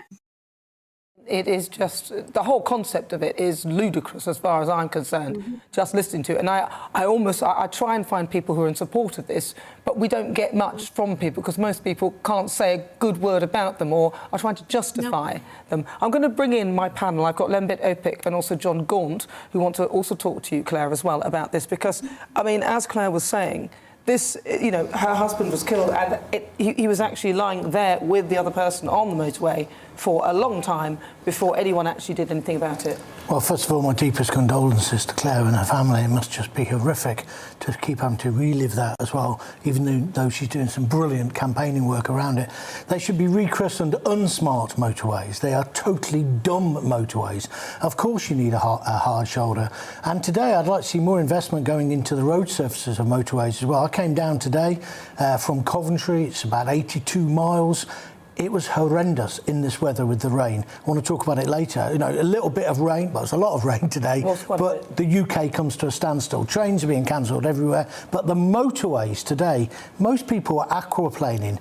There would be massive problems. And as we all know, it's only that minor, as in Claire's case, a minor little shunt, you could be on the hard shoulder, and the next thing is you could be wiped out. Yeah, Claire, your story is so tragic. I work with the Motorcycle Action Group, and bikers are told you just sit in your lane when you break down and wait for someone to come. So if you're in the fast lane, the outside lane, you're just meant to sit there. It's an incredibly dangerous situation. You've probably heard people say that these motorways actually have a lower accident rate than other roads. But I wonder what you feel about this. They've displaced the danger. Everyone knew what a hard shoulder was. You'd somehow get to there. Do you feel there's any redeeming quality for these at all, or should we just go back to hard shoulders? Have your technology, have your gantries, have your lasers, have your sensors, but have it on top of a hard shoulder. The hard shoulder didn't have problems with its internet connection. The hard shoulder's firewall didn't clash with the virus protection. The hard shoulder didn't need every single control room operator looking in the right direction at the right time without 50 other tasks. It just worked. Whereas everything else, as we've seen in story after story, there's just a reason why that didn't work on that day and that didn't work on that day. I mean, I was actually told, because when I asked why the MIDAS system, which is actually in all smart motorways, which should have been able to tell when the whole motorway stopped, that actually was installed, nothing else. When I asked why even that didn't trigger, I was told that Jason died in the wrong place. So, I mean, when that's your reasoning, you know, you can die here, but you can't die here. You know, it's just, I mean, he was already dead, but it still took people phoning in to say, for the love of God, close the road. And this is the carnage with just a few hundred miles. We've only got a few hundred miles of this at the moment. They're going to convert the entire country's roads into this, and it is going to be carnage. Do you think, Claire, that anyone in government is taking you seriously? Are they dragging their feet? Are they going to actually do anything about this? Because I've read so many articles and so many people complaining about it, been on programmes where we've talked about it, but it doesn't seem as if those who are in charge, which ultimately is the government, of course, and the politicians, are actually doing anything about it. Sometimes you have to put your hands up and say, it was a great idea, but it doesn't work. Exactly. Exactly, that's what they need to do. So many people have died now. That would be the only decent thing to do, but they still won't do it. They've got too much invested. It was £50 million for the small contract in this area. These are massive, massive contracts. And these private companies vying for these contracts are applying a lot of pressure to the government. That is why they won't back down. They will not admit that they've made a massive mistake with the taxpayers' lives and the taxpayers' money. Admit it, because your husband's life is worth more than £50 million. Sometimes yes. in government, this is what comes with power. It's responsibility, and sometimes we haven't got politicians who do this, who can actually say, I messed that up.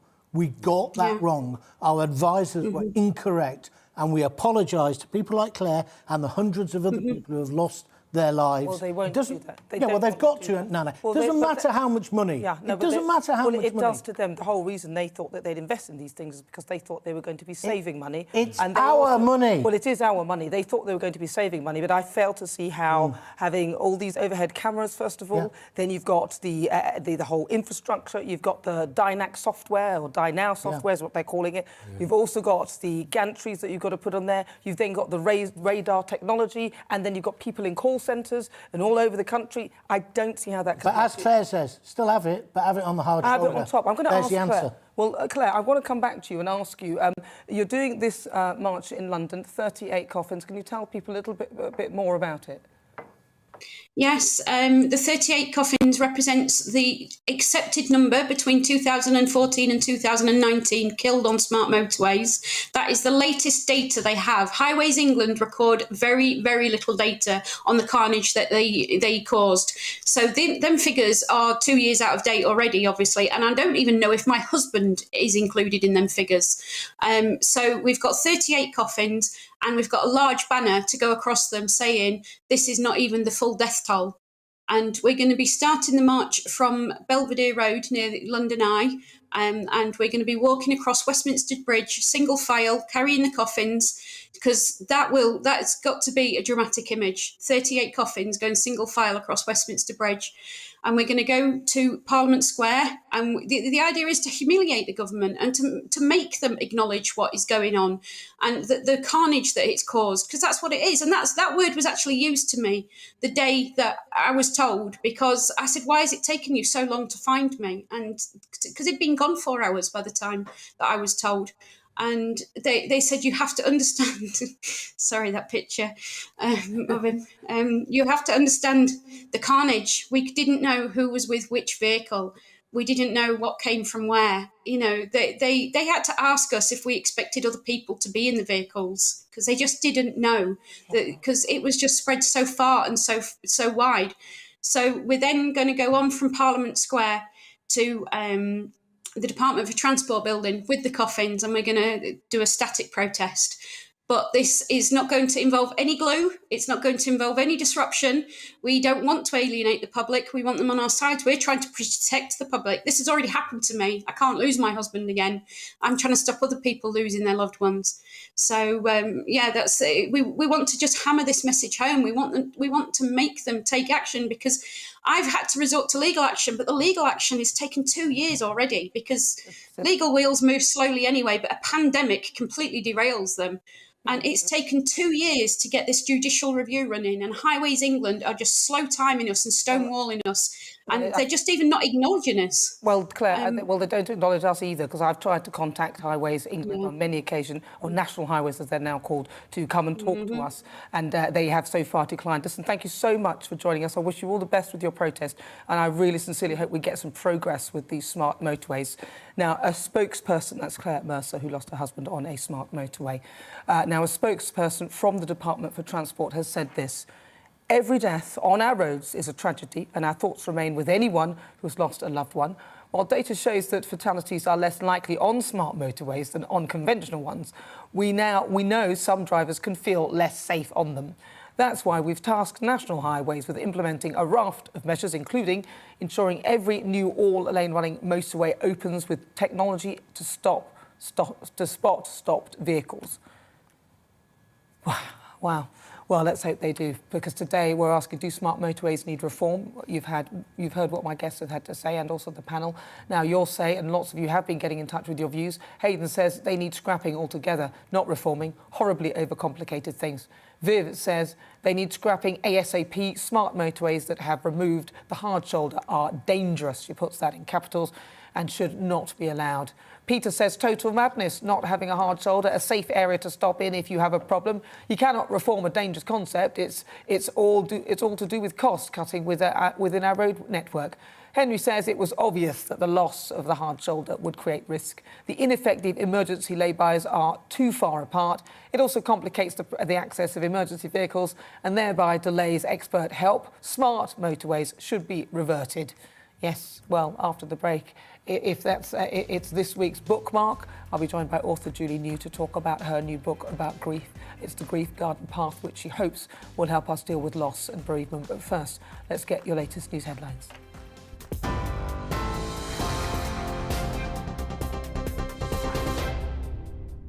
Hello, I'm Tamsin Roberts. Here are the latest headlines.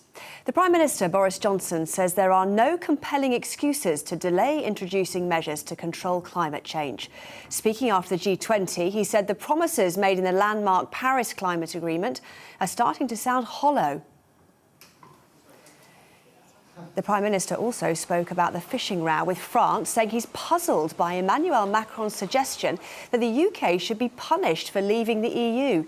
France has threatened to bar UK vessels from some ports and tighten customs checks on British lorries if the issue isn't resolved by Tuesday. COP26 has started in Glasgow. Around 120 global leaders will attend the event to decide what actions they'll take to limit global warming to 1.5 degrees. A new UN weather report shows the last 7 years have been the planet's hottest on record, with sea levels rising to new highs. Conservative MP Owen Paterson says he blames the Common Standards Committee for contributing to his wife's death. In his first live interview since he was accused of breaching lobbying rules, he told GB News the report is a complete denial of natural justice. He faces a 30-day Parliament suspension following an investigation into his lobbying for 2 companies who'd paid him as a consultant. He rejects the findings. And nightclubs in Northern Ireland are reopening for the first time in 19 months. The Stormont executive has, however, advised venues to introduce entry checks for proof of a person's vaccination status. That's it. I'll be back at the top of the hour with a full news update.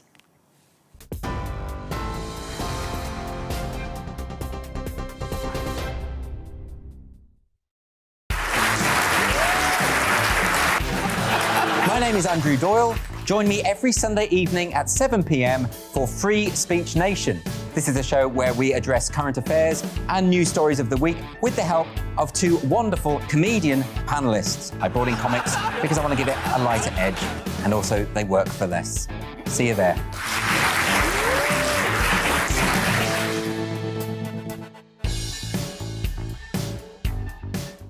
I'm Colin Brazier. I've reported from more than 70 countries around the world, covered wars from Afghanistan to Iraq, from Lebanon to the Balkans. I'm trying to bring that experience, that feel for events, to the studio. And something else, I'm ready to give an opinion. Today's stories with a spark. Brazier from 8 p.m. weekdays on GB News. Join us for Political Correction.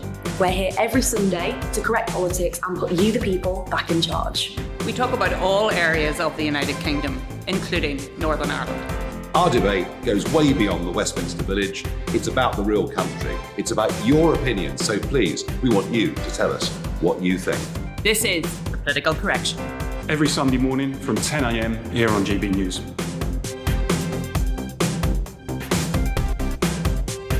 Hi, I'm Patrick Christie's. And I'm Mercy Moroki. And we're hosting a show right here on GB News, 9:30 a.m. till 12 p.m. every single weekday, called To The Point. We're going to be talking about all the big issues that matter to you at home in Britain. Absolutely, whether it's holding politicians to account, discussing what's taking place in the Channel, banging on about law and order, we're not afraid to do the absolute lot of it. Yes, and if you're thinking it, you can guarantee that we'll be saying it. Make sure you're here 9:30 a.m. till 12 p.m. every single weekday, right here on GB News for To The Point.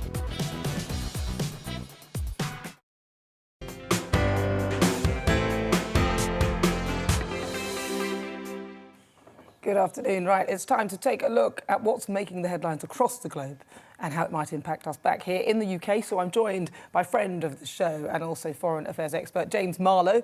So James, let's start by talking about the fish. What's going on in the fish in France? You must be referring to the French fish. Yes, Jean Castaldo.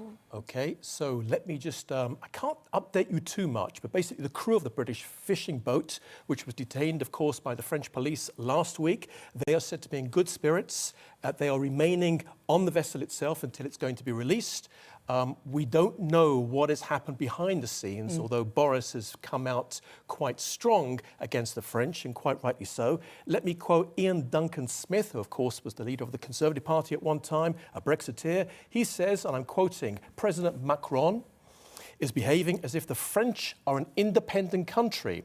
And he added, they are not. The EU agreed on his behalf and France's behalf, and if he doesn't like the agreement, then he should take it up with the EU and not Britain. Now, of course, as we know, the French have threatened, as from Tuesday, to detain other French or rather British vessels coming into French waters. It's quite confusing. And of course, they're going to make very stringent checks on British lorries coming into France, and they've also threatened to cut off the electricity to the island of Jersey. If that happens, I think the majority of the British people would get behind any proportional response that the British government may do. But we'll have to see what takes place on Tuesday, and the ball is in the French court. It seems a little bit over the top, though, doesn't it, all these measures that they're threatening to do, simply for some licensing that weren't issued because some of those boats couldn't prove that they'd already been fishing previously in British waters. That's the reasoning, isn't it? The reason why the French have detained this boat is because the French say that it did not have a licence. The British owner says it does have a licence. The EU is somewhere in between because it says it did have a licence, but the British perhaps took it away from them. It's very confusing. There's a technicality in there somewhere that suggests that... The fact is that this has to take place behind the scenes. Right. So, can you give us a quick summary of COP, and then we'll go on to America? OK, COP. Let me go back to basics. I think John Major once said that. Do people know what COP means? Well, go on. Conference of the Parties. Conference because it takes place as a meeting once a year, every single year. Since 1994, that's when a treaty was signed. If anyone wishes to know, it's the United Nations Framework Convention on Climate Change, signed in 1994. There was no meeting last year because, of course, COVID. And this is when the parties, being the nations of the world, all get together and talk about how they can change climate change for the better. The problem is, very briefly, China, Russia, the US, India, Pakistan, Brazil, Mexico, Saudi, the list goes on and on and on. They've got to decide whether they're going to make decisions based on the demonstrators or whether they're going to make decisions based on their own economies, on their own jobs, and on their own independence. Well, you know, it'll all be based on money. Now let's have a wrap and tell me a little bit about America. Got about a minute and a half to tell me. 2 days to go before a very, very important election for governor of the state of Virginia. In times gone by, Virginia was always a Republican state. For the last 12 years, it has turned Democrat simply because there are more Democrat voters inside the state than there are Republicans. Hillary won it in 2016. Joe won it in 2020. However, there's a bit of a problem in bringing out the Democrat votes for Tuesday. The two candidates, or the two main candidates, the Democrat, very, very famous across America. Every newscast in America is following this story. Terry McAuliffe, he's got 47% according to one poll. Yes. His Republican challenger on 46% is Glenn Youngkin. The reason why this is such big news is because that the Democrats, and by the way, Joe Biden came out for a second time last week in the state to campaign, and guess how many times he mentioned Donald Trump's name in it? Go on, I'll guess 30. 24, not a bad guess, 24 bad. times. Why? Because it appears that the Democrats don't actually have any policies for the governor of the state of Virginia. So what they're using is a policy of fear. In other words, if you vote for him, you're going to get Donald Trump back. Wow. And that can't be a good way to go ahead and run a campaign. Right, well, so when are we going to find out about this? Just give us a Wednesday evening, we should know what the result is. And I can tell you that if the Republicans win, it's going to change a lot of things, because this time next year is the Congress elections. Well, James Marlowe, thank you so much for joining me. It's good stuff, isn't it? We'll find out more. He'll be back next week to give us another update. Now, today, We're asking, is COP26 a cause for good? We heard from Prime Minister Boris Johnson ahead of his trip to Glasgow around about an hour or so ago, and lots of you have actually been getting in touch with your views. Hypocrisy, Ray says. Hypocrisy from the elite and nothing more. It should have been squashed as soon as it was suggested and done on Teams or Zoom. They're laughing at us. I'm slightly with you on that one. Now, Steve says it will probably be remembered as Cop-Out 26. We thought of that one as well. Bob says it's a cause for leaders to decide what to tax us all on next. Rick says complete waste of time. UK just needs to accept we will be at up to 5 degrees Celsius warmer and get on with things. That's true. Dot says here's the rich flying for decades in private jets and several cars at home and sometimes boats. They're telling people to buy electric, recycle and stop flying. Start eating bugs instead of meat whilst they fly in on private jets, then back out whilst doing it all at your cost.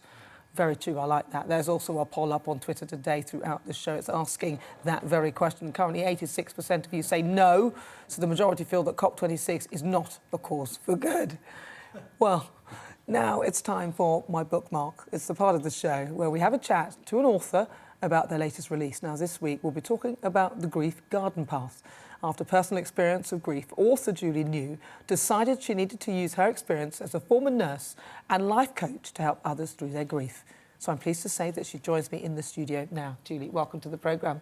Hello. Well, it's good to see you, looking very well. Thank you. And you? Thank you. Yes. So, Julie, first of all, talk to me a bit about yourself. What's your experience? What have you been through? So, in relation to grief? Yeah, and also your sort of reasoning for writing the book.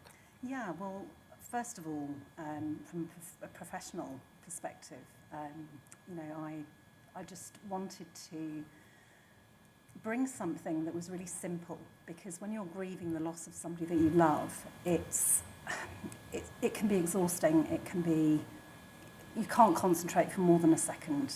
Claire, who was just speaking about losing her husband, you know, in those early days, it's just a really important thing to be able to understand what you're experiencing, the kind of feelings that you're experiencing. Yeah, so that's and I've experienced that myself personally. Yeah. Can you tell us a bit about the grief that you experienced? Yeah, so 10 years ago, I lost my husband, Rob.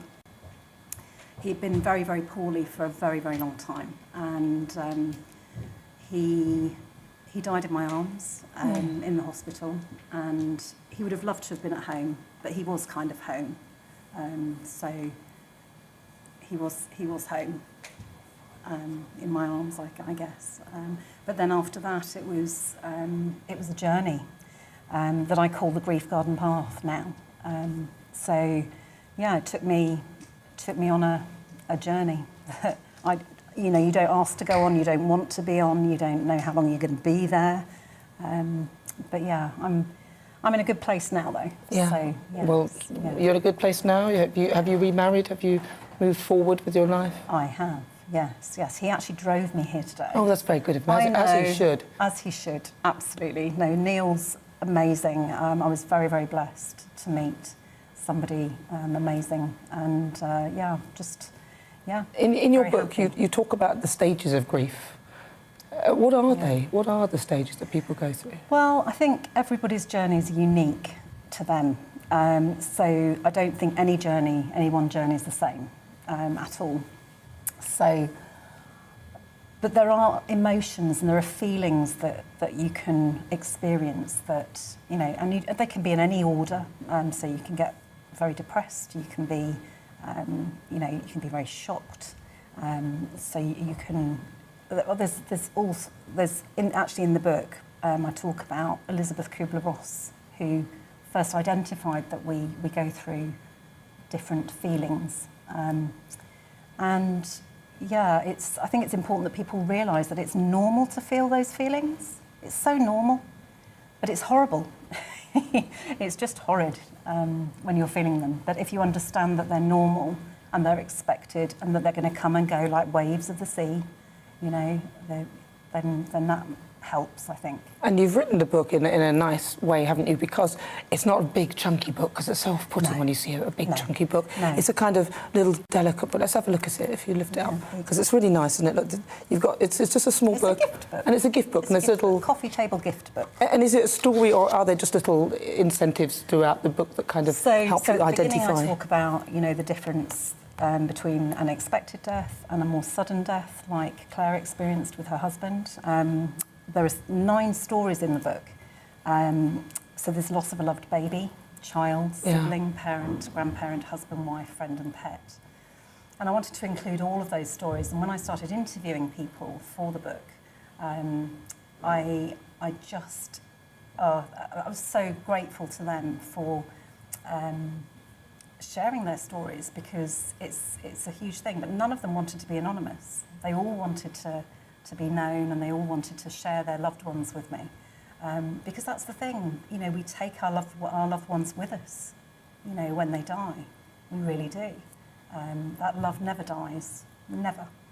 Claire's husband, she'll always love him. And, that doesn't die when somebody dies, but we do go on a path that is a difficult one. And can be made more, much more bearable by books like mine. We've put them into comfort boxes now, and I've got my little... Your umbrella. Yeah, which is the Good Grief Trust. So a donation's made from each copy of the book sold. And Linda Magistris, who started the Good Grief Trust, which is a support and gives hope. So it's hope in one place. So it's a fantastic place to go if you're grieving a loss of somebody that you love. But she wrote the foreword for me. That's amazing. Yeah, she loves the book. So. Well, if people want to find out more about the book, remind us what it's called and where they can find it. Yeah, so the best place is my website, actually, which is julienew.co.uk. There's a shop in there, and if you order the book from there, it's gift wrapped when it arrives. So it's really beautifully, wrapped, and yeah, and the comfort boxes as well. If you don't know what to say to somebody, send them a comfort box, because actually they need that support. Well, listen, Julie, thank you so much for joining me. It's a pleasure to talk to you. Thank you for coming to the studio as well and making the effort to talk to us here at GB News. Well, let's now take a look at some of the other stories making the headlines today. It's the Sunday supplements where we debate the stories my panel have seen. Let's start off with John's supplement. It's about the travel chaos. John, fill us in on this. Well, it's an old cliche, isn't it? But why do we get a drop of snow or a drop of rain, a bit of wind, too much sun, and the whole of the UK grinds to a halt? Go to Canada, where the snow comes up to your eyebrows, and they're still going to work, they're still going out to restaurants. We've moaned about this. I was in local radio for about 20-odd years. We've moaned about this for 20 or 30 or 40 or 50 years. How the hell did we get through the Second World War? Where's the Blitz spirit? And that's what I wanted to talk about today. As I say, coming down the M40 today, everybody was aquaplaning. It was a nightmare. We've not put enough money into essential infrastructure. And then the funniest thing, and I know I shouldn't laugh at journalists, but I'm going to. Oh, go on. Everybody's at Euston trying to get to Glasgow. They're all going green, so they're all going on the train. Let the train take the strain. However, trees and leaves have fallen on the track. Oh, gosh, yes. No, it gets worse. So there's no trains going north. They've told all these journalists who are sitting on their lardy backsides in the foyer of Euston to go home. You ain't going to Glasgow today. Now, I'm sorry, I think that's funny. It is quite funny. The wrong kind of leaves on the track. Yeah, what we need now is Richard Branson to put a plane on to evacuate these people or to Glasgow, but that might cause a problem. Everyone else flew up. Everybody else flew. Everybody else flew. Well, then the presidents all send their private jets down to pick up the poor old journalists. I tell you what, you'd have to have a heart of stone not to laugh. Well, you obviously do. But there we go. We're now on to the story that's called Lembit's Eye. What is this one? So City AM says that Heathrow's third runway has been dealt a deadly blow after a top shareholder pulled his investment. How important is the new runway for Heathrow? I think it's vital because At the moment, around 5 to 11% of the human race has ever flown. Around 90% haven't. So rather than saying, we've got to cut flying, are we really saying to 90% of the human race, you can't do what we do, you can't do what the leaders do, you can't do what everyone's going to COP26 do? Actually, if you gave everyone the same rights and they used Heathrow and used London, we'd need about 45 more airports for London. Now, that's not going to happen. But the extra runway is a determinant on whether people come here or go somewhere else. We've been told after Brexit that this is the go-to destination. The relocation sector's all geared up, bringing people here. And if we haven't got the capacity, then why don't we go to the city, also known as Charles de Gaulle Airport, or Frankfurt, these massive, massive constructions. Now, the story's it's a bit mealy-mouthed about this, because on the one side it looks like it's a dispute about the return, how much Heathrow can charge when you take off and land there. But then there's a hint that this is about COP26 as well, because one of the big shareholders has given money to Extinction Rebellion. My guess is this is an economic dispute. Do you think so? Some of those airports, so you mentioned the parking and driving there, the car park charges are just through the roof, aren't they? It's ridiculous. I think what's really interesting, I think the motor car was the liberator of the working classes. It allowed us to go to Weston-super-Mare or wherever we wanted to go on holiday, and all the kids in the back, everyone being sick, dad smoking like a beagle. And you're not allowed to do that in your car now. You as he drives along. They were wonderful days. And then EasyJet came along and Ryanair. They've been the liberator of the working class so they can go and see the European major cities.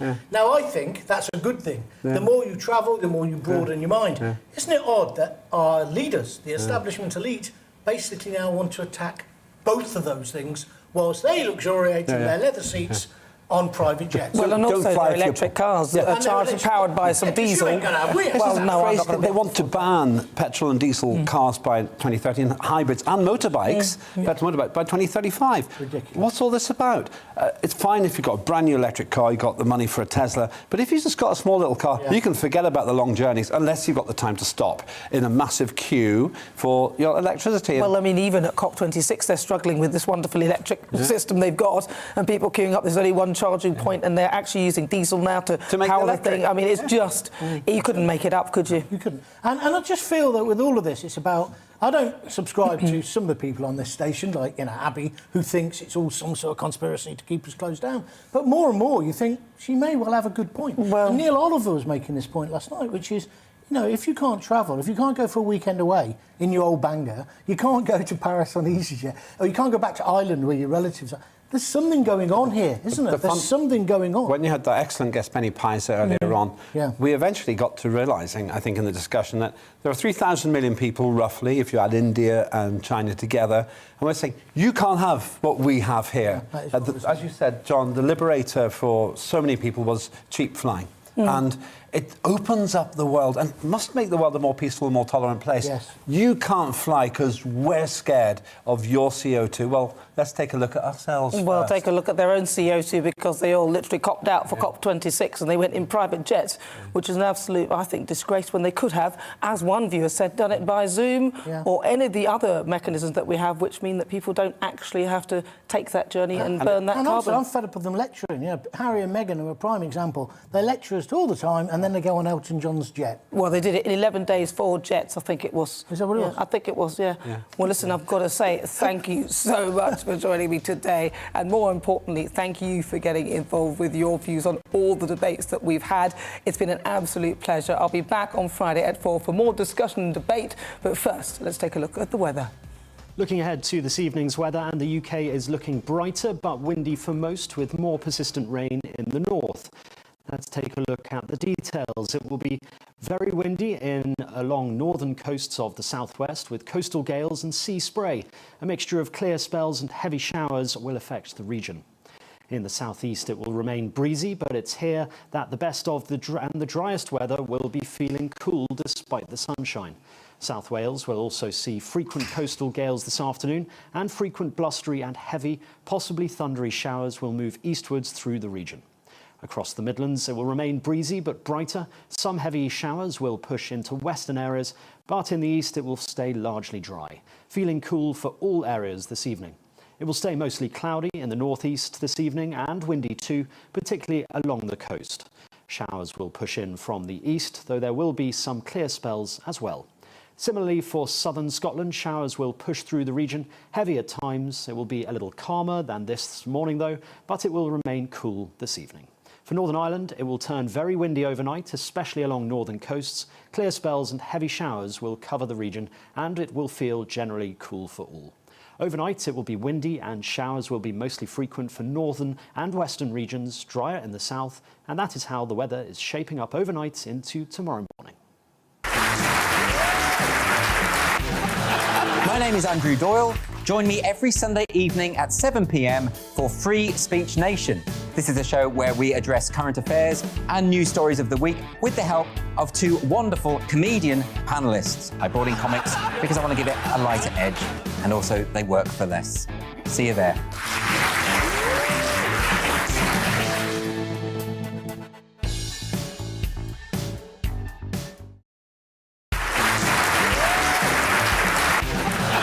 My name is Andrew Doyle. Join me every Sunday evening at 7 p.m. for Free Speech Nation.